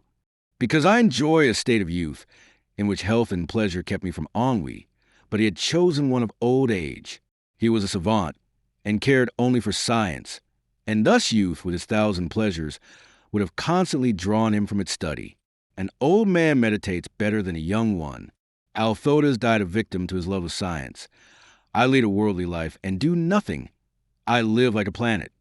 Oh, sir, your words and appearance bring to me dreams of my youth. It is 10 years since I saw you. Yes, but if you are no longer a fine young man, you are a prince. Do you remember the day when, in my cabinet, I promised you the love of the woman whose fair locks I consulted? The cardinal turned from pale to red. Terror and joy almost stopped the beating of his heart. I remember, said he. Ah, let me try if I can still play the magician. This fair child of your dreams. What is she doing now? Ah, I suspect you yourself have seen her today. Indeed, you have not long left her. The cardinal could hardly stand. Oh, I beg, sir, he cried. Let us speak of something else, said Cagliostro, sitting down. Chapter 57. Debtor and Creditor. Now that we have renewed our acquaintance, let us converse, said Cagliostro. Yes, replied the cardinal. About the money you wrote of, it was a pretext, was it not? No, monsieur, a serious matter, as it concerns some of 500,000 francs. The sum which you lent me? Cried the cardinal, growing pale. Yes, monseigneur. I love to see so good a memory in a great prince like you. The cardinal felt overwhelmed by the blow. At last, trying to smile, he said, I thought that Joseph Balsamo had carried his debt with him to the tomb, as he threw the receipt into the fire. "Monseigneur," replied the Count, "the life of Joseph Balsamo is as indestructible as a sheet on which you wrote. Death cannot conquer the elixir of life. Fire is powerless against asbestos." "I do not understand," said the cardinal. "You soon will," replied Cagliostro, producing a folded paper, which he offered to the prince. He, before opening it, cried, "My receipt!" "Yes, Monseigneur, your receipt. But I saw you burn it." "True, I threw it on the fire, but by accident you had written on a piece of asbestos, so that the receipt remained uninjured among the cinders." "Monsieur," said the cardinal, haughtily, for he thought this a proof that he had been suspected, "believe me, I should not have denied my debt, even without this paper. Therefore you were wrong to deceive me." "I deceived you?" "Yes, you made me think the paper was destroyed, to leave you the calm enjoyment of 500,000 francs. But, sir, why have you left such a sum for 10 years unclaimed?" "I knew, Monseigneur, that was safe. Various events have deprived me of my wealth. But, knowing that I had this sum in reserve, I have waited patiently until the last moment." "And has that arrived?" "Alas! Yes, Monseigneur." "So that you can really wait no longer?" "No, Monseigneur. You want it at once, if it please you to pay it." The cardinal was at first silent, through despair. Then he said in a hoarse voice, "Le Comte, we unhappy princes of the earth do not improvise fortunes as quickly as you enchanters." "Oh, Monseigneur," said Cagliostro, "I would not have asked you for this sum, had I not known beforehand that you had it. I have 500,000 francs, 30,000 in gold, 11,000 in silver, and the rest in notes, which are in this buhl cabinet." The cardinal turned white. "You knew this?" "Yes, Monseigneur, and I know you have made great sacrifices to obtain it. I have heard that you will pay heavily for it." "Oh, it is too true. But, Monseigneur, during these 10 years I have often been in want and embarrassment, yet I have kept this paper back, so as not to trouble you. Therefore I do not think you can complain." "Complain? Oh, no, sir. When you graciously lent me such a sum, I must ever remain your debtor. But during those 10 years there were 20 occasions when I could have repaid you with ease, while today the restitution you demand embarrasses me dreadfully. You, who know everything, who read even hearts, and penetrate the doors of cabinets, doubtless know also the purpose for which this money was destined." "You are wrong, Monseigneur," said Cagliostro, coldly. "My knowledge has brought me so much misery and disappointment that I no longer seek to penetrate the secrets of others. It concerned me to know whether you had this money, as I wished to claim it. But once having ascertained that, I did not trouble myself to think for what purpose it was destined. Besides, did I know it, it might seem so grave a matter as almost to force me to waive my claim, which really at present I cannot afford to do. Therefore, I prefer to be ignorant." "Oh, monsieur," cried the cardinal, "do not think I wish to parade my embarrassments in order to elude my debt. You have your own interests to look to. They are guaranteed by this paper, which bears my signature. That is enough. You shall have your money, although I do not think there was any promise to pay." "Your eminence is mistaken." And opening the paper, he read these words: "I acknowledge the receipt of 500,000 francs from M. Joseph Balsamo, which I will repay on demand. You see, Monseigneur, that I only ask my right. Besides, as this was a spontaneous loan by me to a man I hardly knew, the payment might have been equally spontaneous, without waiting for me to claim it. But you did not think so. Well, Monseigneur, I withdraw this paper and bid you adieu." "No, Count," replied the cardinal.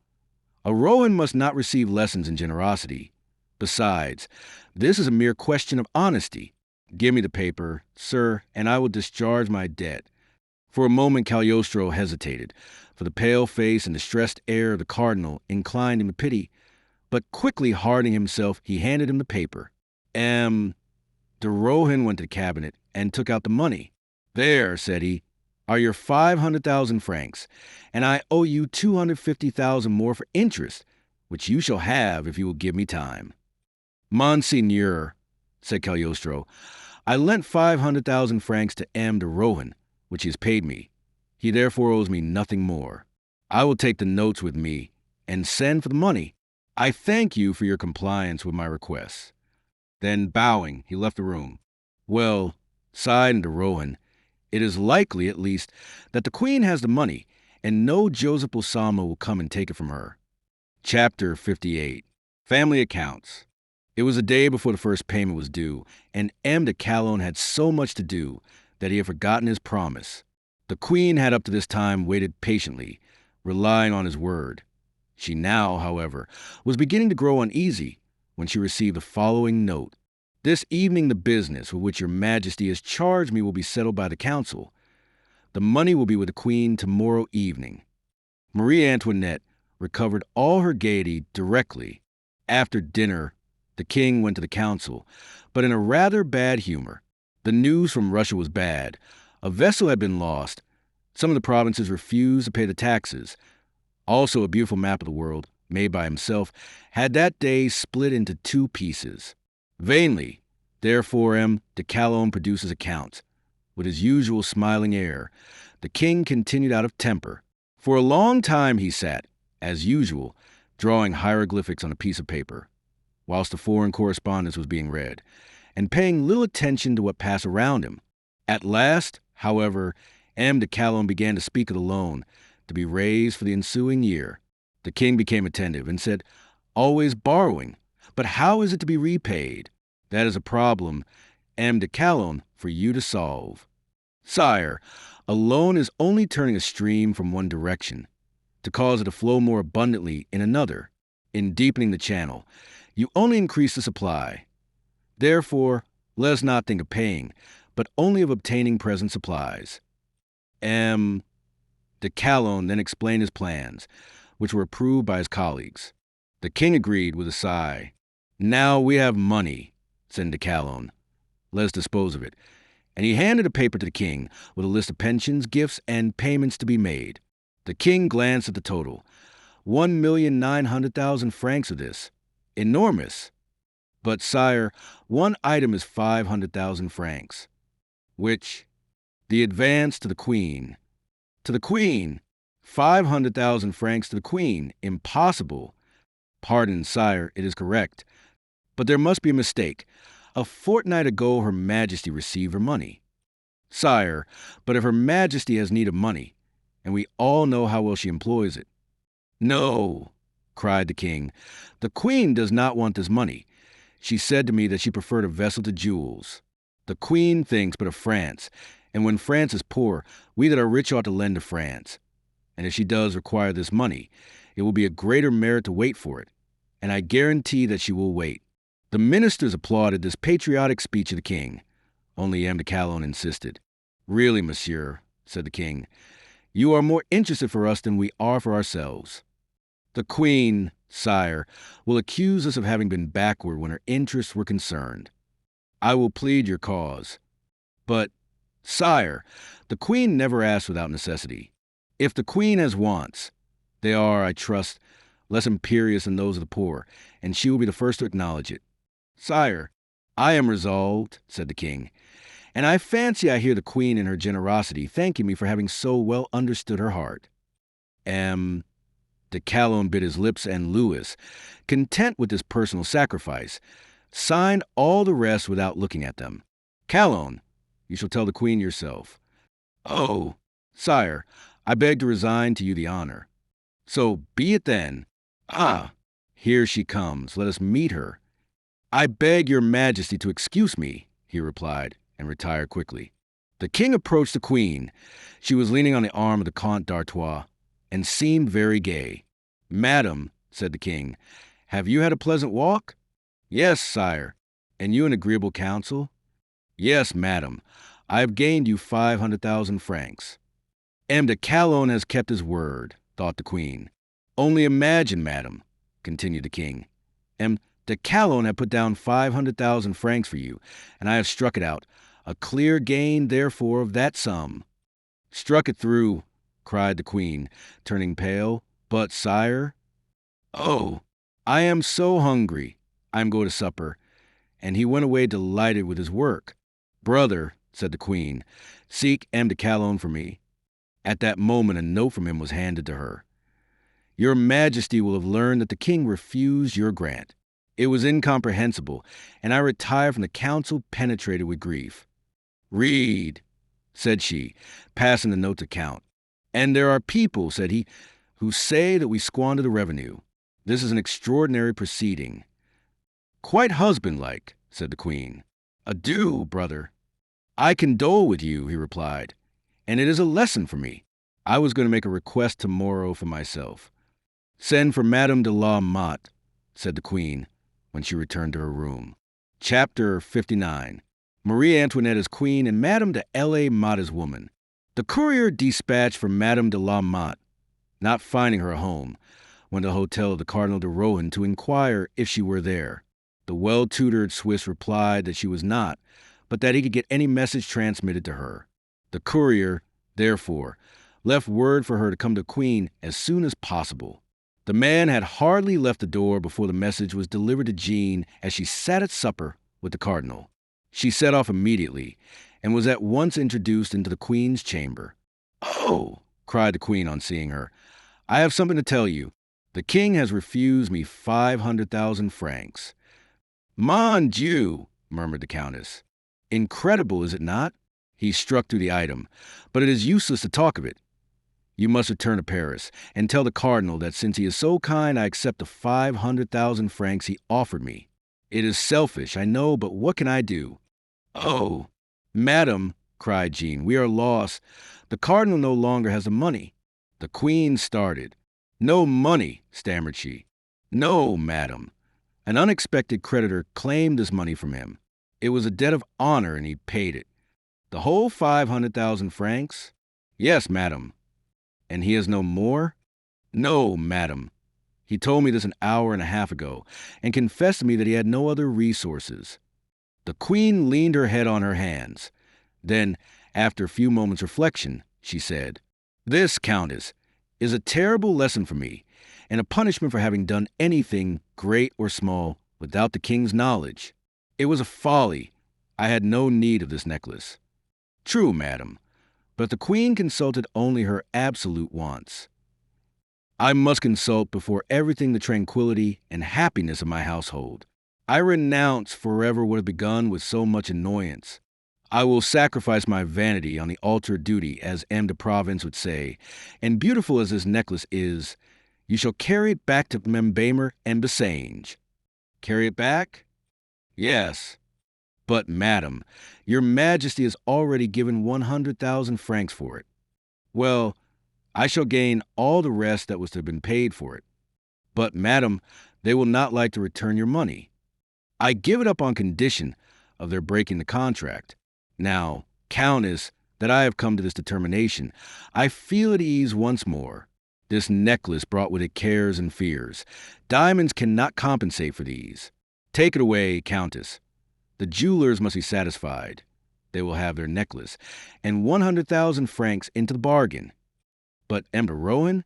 He only acted to give me pleasure, and when he is told it is my pleasure not to have the necklace, he will understand me, I am sure, and if he is a good friend, he will approve and strengthen me in my sacrifice." Saying these words, the Queen held out the casket to Jean. She did not take it. "Why not ask for time, madam?" "No, Countess, it is humiliation. One may humiliate oneself for a person one loves, to save a living creature, were it only a dog, but only keep some sparkling stones. Never, Countess. Take it away." "But, madam, it will surely become known that your Majesty has had the jewels, and was obliged to return them." "No one will know anything about it. The jewelers will surely hold their tongues for 100,000 francs. Take it away, Countess, and thank M. de Rohan for his good will towards me. There is no time to lose. Go as soon as possible, and bring me back a receipt for them." "Madam, it shall be done as you wish." She first drove home, and changed her dress, which was too elegant for a visit to the jewelers. Meanwhile, she reflected much. She thought still it was a fault for M. de Rohan to allow the Queen to part with these jewels. And should she obey her orders without consulting him, would he not have reason to complain? Would he not rather sell himself than let the Queen return them? I must consult him, she thought. But after all, he never can get the money. She then took the necklace from the case, once more to look at and admire it. 1,600,000 francs in my possession. True, it is but for an hour. To carry away such a sum in gold, I should want 2 horses. Yet how easily I hold it here. But I must decide. Shall I go to the cardinal, or take it direct to the jewelers, as the queen ordered? And the receipt, in what form shall I get it, so as not to compromise the queen, the cardinal, or myself? Shall I consult? Ah, if he loved me more, and could give me the diamonds. She sat down again and remained nearly an hour in deep thought. Then she rose, with a strange look in her eyes, and rang the bell with a determined air. She ordered a coach, and in a few minutes she reached the house of the journalist M. Retto de Villette. Chapter 60. The receipt of M.M., Bamer and Bassange, and the gratitude of the Queen. The result of Madame de la Motte's visit to M. Retto de Villette appeared the next day. At 7 o'clock in the morning, she sent to the Queen the following paper. We, the undersigned, acknowledge having received back again the diamond necklace sold to the Queen for 1,600,000 francs, the diamonds not suiting Her Majesty, who has paid us for our loss and trouble 100,000 francs. The Queen, now tranquil about the whole affair, locked up the receipt and thought no more of it. But, in strange contradiction to this receipt, the jewelers received a visit 2 days after from M. de Rohan, who felt uneasy about the payment. If the installment had not been paid, he expected to find them naturally annoyed, but to his great satisfaction, they received him with smiles. "The Queen has paid, then?" he asked. "No, Monseigneur. The Queen could not procure the money, as the King had refused it to her, but she has guaranteed the debt, and that fully satisfies us." "Ah, so much the better. But how?" "Through the Countess." "No, Monseigneur. On hearing of the King's refusal, which soon became public, we wrote to Madame de la Motte." "When?" "Yesterday." "And she replied?" "By one word. Wait. That evening we received from the Queen, by a courier, a letter. A letter to you? Or rather a guarantee, in due form." "Let me see it." "Oh, we would with pleasure, but Her Majesty enjoins that it is not to be shown to anyone." "Then you are safe?" "Perfectly, Monseigneur." "The Queen acknowledges the debt?" "Fully. And engages to pay?" 500,000 francs in 3 months, the rest in 6. And she adds, "Let the affair rest between ourselves. You will have no cause to repent it." "I am charmed that it is settled," said the cardinal.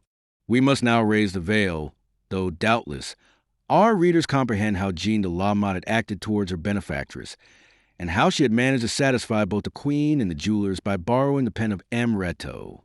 3 months were thus obtained for completion of her design of crime and deception, and within 3 months everything would be arranged. She went to M. Rohan and repeated to him what the jewelers had already told him. He asked if the Queen remembered his good intentions. She drew a picture of her gratitude, which enchanted him.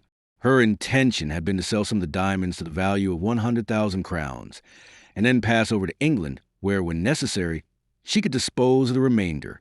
But her first essay frightened her. Some offered despicably small sums for stones. Others went into raptures, declaring they had never seen such diamonds but in the necklace of M. Bamer and Bassange. She abandoned this course, therefore, which she saw might soon bring about her ruin. She shut up the diamonds carefully and resolved to wait, but her position was critical. A few words of explanation between the Queen and the Cardinal, and all would be discovered. She consoled herself by thinking that the Cardinal was too much in love not to fall into all the snares she might lay for him. One thought alone occupied her: how to prevent their meeting. That he would not be long satisfied without an interview she knew. What should she do? Persuade him to ask for one and offend the Queen by presumption. But then the Queen would speak her anger out, and all would come to light. She must compromise her, and endeavor so to close her lips. But if they met by chance, what remained for her but flight? That was easy. A few hours would suffice. Then, again, she thought of the name she would leave behind her, and bear with her, no longer a woman of rank, but a thief whom justice only does not reach, because she is too far off. No, she would not fly if she could help it. She would try what audacity and skill could do, remain here and act between them, to prevent them from meeting. That is the difficulty, as he is in love, and a prince who has a right to see the queen, and she is now grateful and will no longer fly from him. But if I excite him to too open an admiration and disgust her, I alienate them more than ever. She will take fire easily, but what I want is something to make the queen tremble as well as him, something which would give me power to say, if you accuse me, I will accuse you and ruin you. Leave me my wealth, and I will you your honor. This is what I must seek for and what I must find. Chapter 61. The Prisoner. Meanwhile, a different scene was passing in the Rue St. Claude, where Anna Cagliostro had lodged Oliva in the old house to keep her from pursuit of the police. There she lived, retired, and almost happy. Cagliostro lavished care and attentions on her, and she liked being protected by this great lord, who asked nothing from her in return. Only what did he want? She often asked herself, uselessly, for he must have some object. Her amour propre made her decide that after all he was in love with her, and she began to build castles in the air in which we must confess poor Beausire now very rarely had a place. Therefore the 2 visits a week paid to her by Cagliostro were always eagerly looked forward to, and between them she amused herself with her dreams and playing the great lady. However, her books were soon read through, at least such as suited her taste, and pictures and music soon wearied her. She soon began to regret her mornings passed at the windows of the Rue Dauphine, where she used to sit to attract the attention of the passers-by, and her delightful promenades in the Quartier Saint-Germain, where so many people used to turn to look after her. True, the police agents were formidable people, but what availed safety if she was not amused? So she first regretted her liberty, and then regretted Beausire. Then she began to lose her appetite for want of fresh air, for she had been used to walk every day. One day, when she was bemoaning her fate, she received an unexpected visit from Cagliostro. He gave his accustomed signal, and she opened the door, which was always kept bolted, with an eagerness which showed her delight. And, seizing his hand, she cried, in an impatient voice, "Monsieur, I am ennuyée here. This is unlucky, my dear child. I shall die here." "Really?" "Yes." "Well," said he, soothingly, "do not blame me. Blame the lieutenant of police who persecutes you. You exasperate me with your sang-froid, monsieur. I would rather you flew in a passion." "Confess, mademoiselle, that you are unreasonable," said he, seating himself. "It is all very well for you to talk," replied she. "You come and go as you like. You breathe the fresh air. Your life is full of pleasure. I vegetate in the space to which you have limited me, and your assistance is useless to me if I am to die here." "Die," said the Count, smiling. "You behave very badly to me. You forget that I love passionately." "And Beausire?" "Yes, Beausire, I love him. I always told you so. Did you think I had forgotten him? So little did I think so, mademoiselle, that I bring you news of him." "Ah, he is a charming person, young and handsome, is he not? Full of imagination and fire, rather rough toward me, but that is his way of showing his love. Therefore I wish to take you back to him. You did not wish that a month ago." "No, but when I see how you love him." "Ah, you are laughing at me." "Oh, no, you have resisted all my advances so well." "Yes, have I not? It was your love for him. But yours, then, was not very tenacious." "No, I am neither old enough nor ugly enough, neither poor enough nor foolish enough to run the risk of a refusal, and I saw that you would always have preferred Beausire." "Oh, but," cried the coquette, using her eyes, which had remained idle so long, "this famous compact which you propose to me, the right of always giving me your arm, of visiting me when you liked, did that give you no hope?" Cagliostro did not reply, but turned his eyes as if dazzled by her glances. "Let us return to Beausire," she said, piqued at his indifference. "Why have you not brought him here? It would have been a charity. He is free." "Because," replied Cagliostro, "Beausire has too much imagination, and has also embroiled himself with the police." "What has he done?" "Oh, a delightful trick, a most ingenious idea. I call it joke, but matter-of-fact people, and you know how matter-of-fact the cross can be, call it a theft." A theft! Cried Oliva, frightened. Is he arrested? No, but he is pursued. And is he in danger? That I cannot tell you. He is well hunted for, and if you were together, the chances of his being taken would be doubled. Oh, yes, he must hide, poor fellow. I will hide too. Let me leave France, monsieur. Pray render me this service. For if I remain shut up here, I shall end by committing some imprudence. What do you call imprudence? Oh, just get some fresh air. I do not want to prevent you getting fresh air. You would lose your beauty, and Versailles would love you no longer. Open the windows as much as you like. Oh, I see I have offended you. You care no more about me. Offended me, how? Because you had taken a fancy to me, and I repulsed you. A man of your consequence, a handsome man like you, has a right to be angry at being rejected by a poor girl like me. But do not abandon me, sir, I entreat. And she put her arms round his neck. Poor little thing, said he, kissing her forehead. Do not be afraid. I am not angry or offended. Indeed, were you to offer me your love, I should refuse you. So much do I desire to inspire pure sentiments. Besides, I should think you influenced more by gratitude than love. So we will remain as we are, and I will continue to protect you. Oliva let his hand fall, humiliated and duped by the pretended generosity of Cagliostro. Oh, I shall say henceforth, she cried, that there are men superior to what I ever thought. All women are good, thought Cagliostro. If you only touch the right chord, from this evening, he said aloud, you shall move to other rooms, where the windows look on Menilmontant and the Bellevue. You need not fear to show yourself to neighbors. They are all honest, simple people who will never suspect you. Only keep a little back from a window, lest anyone passing through the street should see you. At least you will have air and sunshine. Oliva looked pleased. Shall I conduct you there now? Oh, yes. He took a light, and she followed him up a staircase to the third story and entered a room completely furnished and ready for occupation. One would think it was prepared for me, she said. Not for you, but for myself. I like this place and often come here to sleep. Nothing shall be wanted to make you comfortable, and your femme de chambre shall attend you in a quarter of an hour. And he left the room.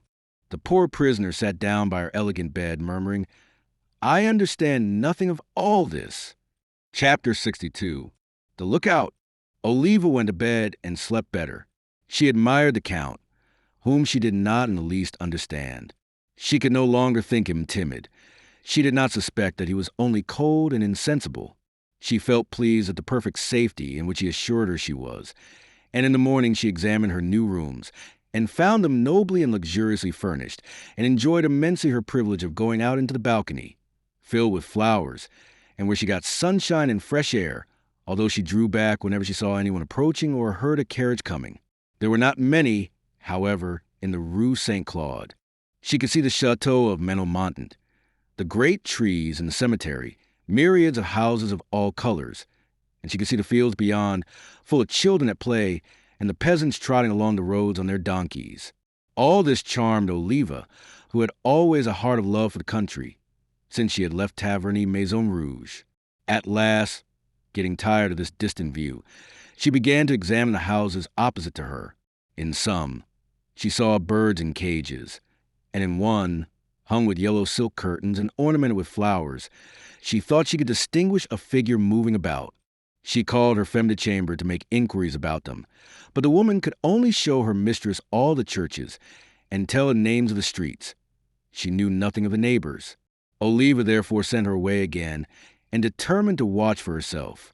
She saw some open their doors and come out for a walk, and others variously occupied. At last she saw the figure of a woman seat herself in an armchair in the room with the yellow curtains and abandon her head for an hour and a half to a hairdresser, while he built up one of those immense edifices war at that time, in which minerals, vegetables, and even animals were introduced. At last, it was complete. Oliva thought she looked pretty and admired her little foot encased in a rose-colored slipper, which rested on another chair. She began to construct all sorts of romances about this lady and made various movements to attract her attention, but she never turned her eyes that way, as that room had never before been occupied, and she began to despair. The lady was, of course, Jeanne de Valois, who was deeply absorbed in devising some scheme for preventing the Queen and the Cardinal from meeting. At last, Oliva, turning suddenly round, knocked over a flower pot which fell from the balcony with a crash. At the sound, the lady turned and saw her, and clasping her hand, she called out, "The Queen!" But looking again, she murmured, "Oh, I sought for a means to gain my end, and I have found one." Then, hearing a sound behind her, Oliva turned and saw Cagliostro, and came in directly. Chapter 63. The Two Neighbors.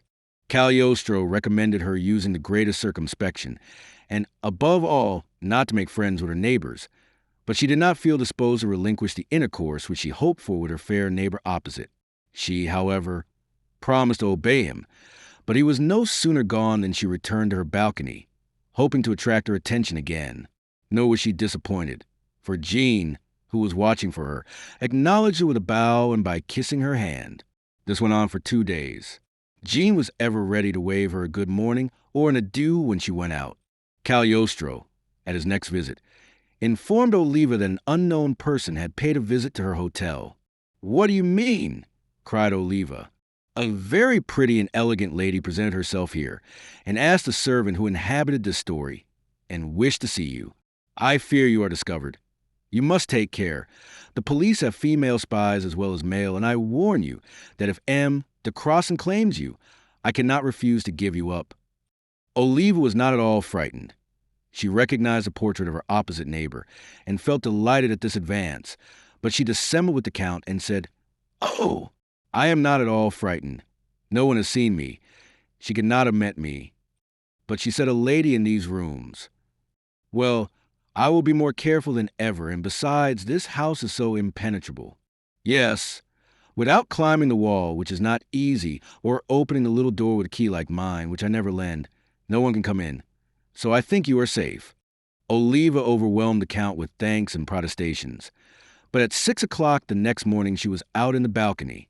She had not long to wait before Jean appeared, who, after looking cautiously up and down the street, and observing that all the doors and windows were still closed, and that everything was quiet, called across, "I wish to pay you a visit, madam. Is it impossible to see you?" "Alas, yes," said Oliva. "Can I send a letter?" "Oh, no." Jean, after a moment's thought, left her balcony, but soon returned with a crossbow, with which she shot a little wooden ball right through the open window of Oliva's room. She picked it up and found wrapped round it the following note: "You interest me, beautiful lady. I find you charming, and love you only by having seen you. Are you a prisoner? I vainly tried to obtain admission to you. Does the enchanter who guards you never let anyone approach you? Will you be my friend? If you cannot go out, you can at least write, and as I go out when I please, wait till you see me pass, and then throw out your answer. Tie a thread to your balcony, and attach your note to it. I will take it off and fasten mine on, and in the dark no one will observe us. If your eyes have not deceived me, I count on a return of my affection and esteem, and between us we will outwit anyone." Oliva trembled with joy when she read this note. She replied as follows: "I love you as you love me. I am a victim of the wickedness and cruelty of men, but he who keeps me here is a protector and not a tyrant. He comes to see me nearly every day. I will explain all this some day, but, alas, I cannot go out. I am locked up. Oh, if I could but see you! There is so much we cannot write." Then, when evening came, she let the thread fall over the balcony. Jean, who was below, caught it, and half an hour afterwards attached to it the following answer: "You seem generally alone. How is your house secured? With a key? Who has this key? Could you not borrow or steal it? It would be no harm, but would procure you a few hours of liberty or a few walks with a friend, who would console you for all your misfortune." Oliva devoured this eagerly. She had remarked that when the Count came in he put down his lantern and the key on a chiffonier. So she prepared some wax to take the impression of the key at his first visit. This she accomplished without his once turning to look at her, and as soon as he was gone, she put it into a little box and lowered it to Jean with a note. The next day she received the following answer: "My dearest, tonight at 11 o'clock, you will descend and unlock the door, when you will find yourself in the arms of your faithful friend." Oliva felt more charmed than with the most tender love letter that she had ever received. At the appointed time, she went down and met Jean, who embraced her tenderly and made her get into a carriage that waited a little way off. They remained out 2 hours and parted with kisses and protestations of affection. Jean learned the name of Oliva's protector. She feared this man and determined to preserve the most perfect mystery as to her plans. Oliva confided everything to her about Beausire, the police, and all. Jean gave herself out for a young lady of rank, living here secretly, without the knowledge of her friends. One knew all, the other nothing. From this day, then, it was no longer necessary to throw out notes. Jean had her key and carried off Oliva whenever she pleased. "De Cagliostro suspects nothing?" she often asked Oliva. "Oh, no," she would reply. "I do not think he would believe it if I told him." A week passed thus. Chapter 64. The Rendezvous. When Charney arrived at his estates, the doctor ordered him to keep within doors and not receive visitors, orders which he rigorously obeyed, to the great disappointment of all the young ladies in the neighborhood, who were most anxious to see this young man, reputed to be at once so brave and so handsome. His malady, however, was more mental than bodily. He was devoured by regrets, by longings, and by ennui. So, after a week, he set off one night on horseback, and before the morning was at Versailles. He found a little house there, outside the park, which had been empty for some time. It had been inhabited by one of the king's huntsmen, who had cut his throat, and since then the place had been deserted. There Charney lived in profound solitude, but he could see the queen from afar when she walked in the park with her ladies, and when she went again he could see her windows from his own, and watch her lights every evening until they disappeared. And he even fancied he could see her shadow pass before the window.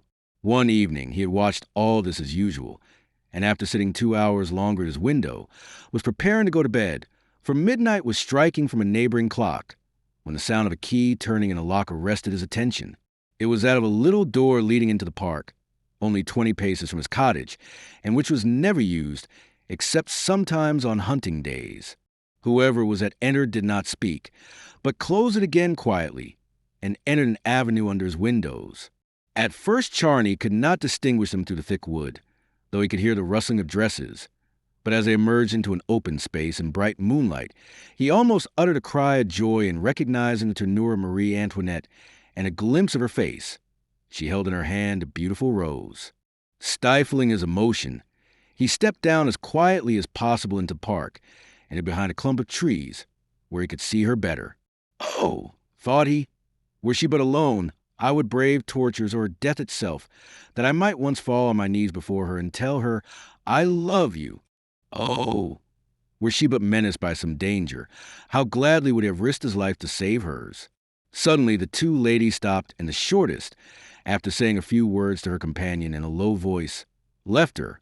The queen, therefore, remained alone, and Charney felt inclined to run towards her, but he reflected that the moment she saw him she would take fright and call out, and that her cries would first bring back her companion and then the guards, that his retreat would be discovered and he should be forced to leave it.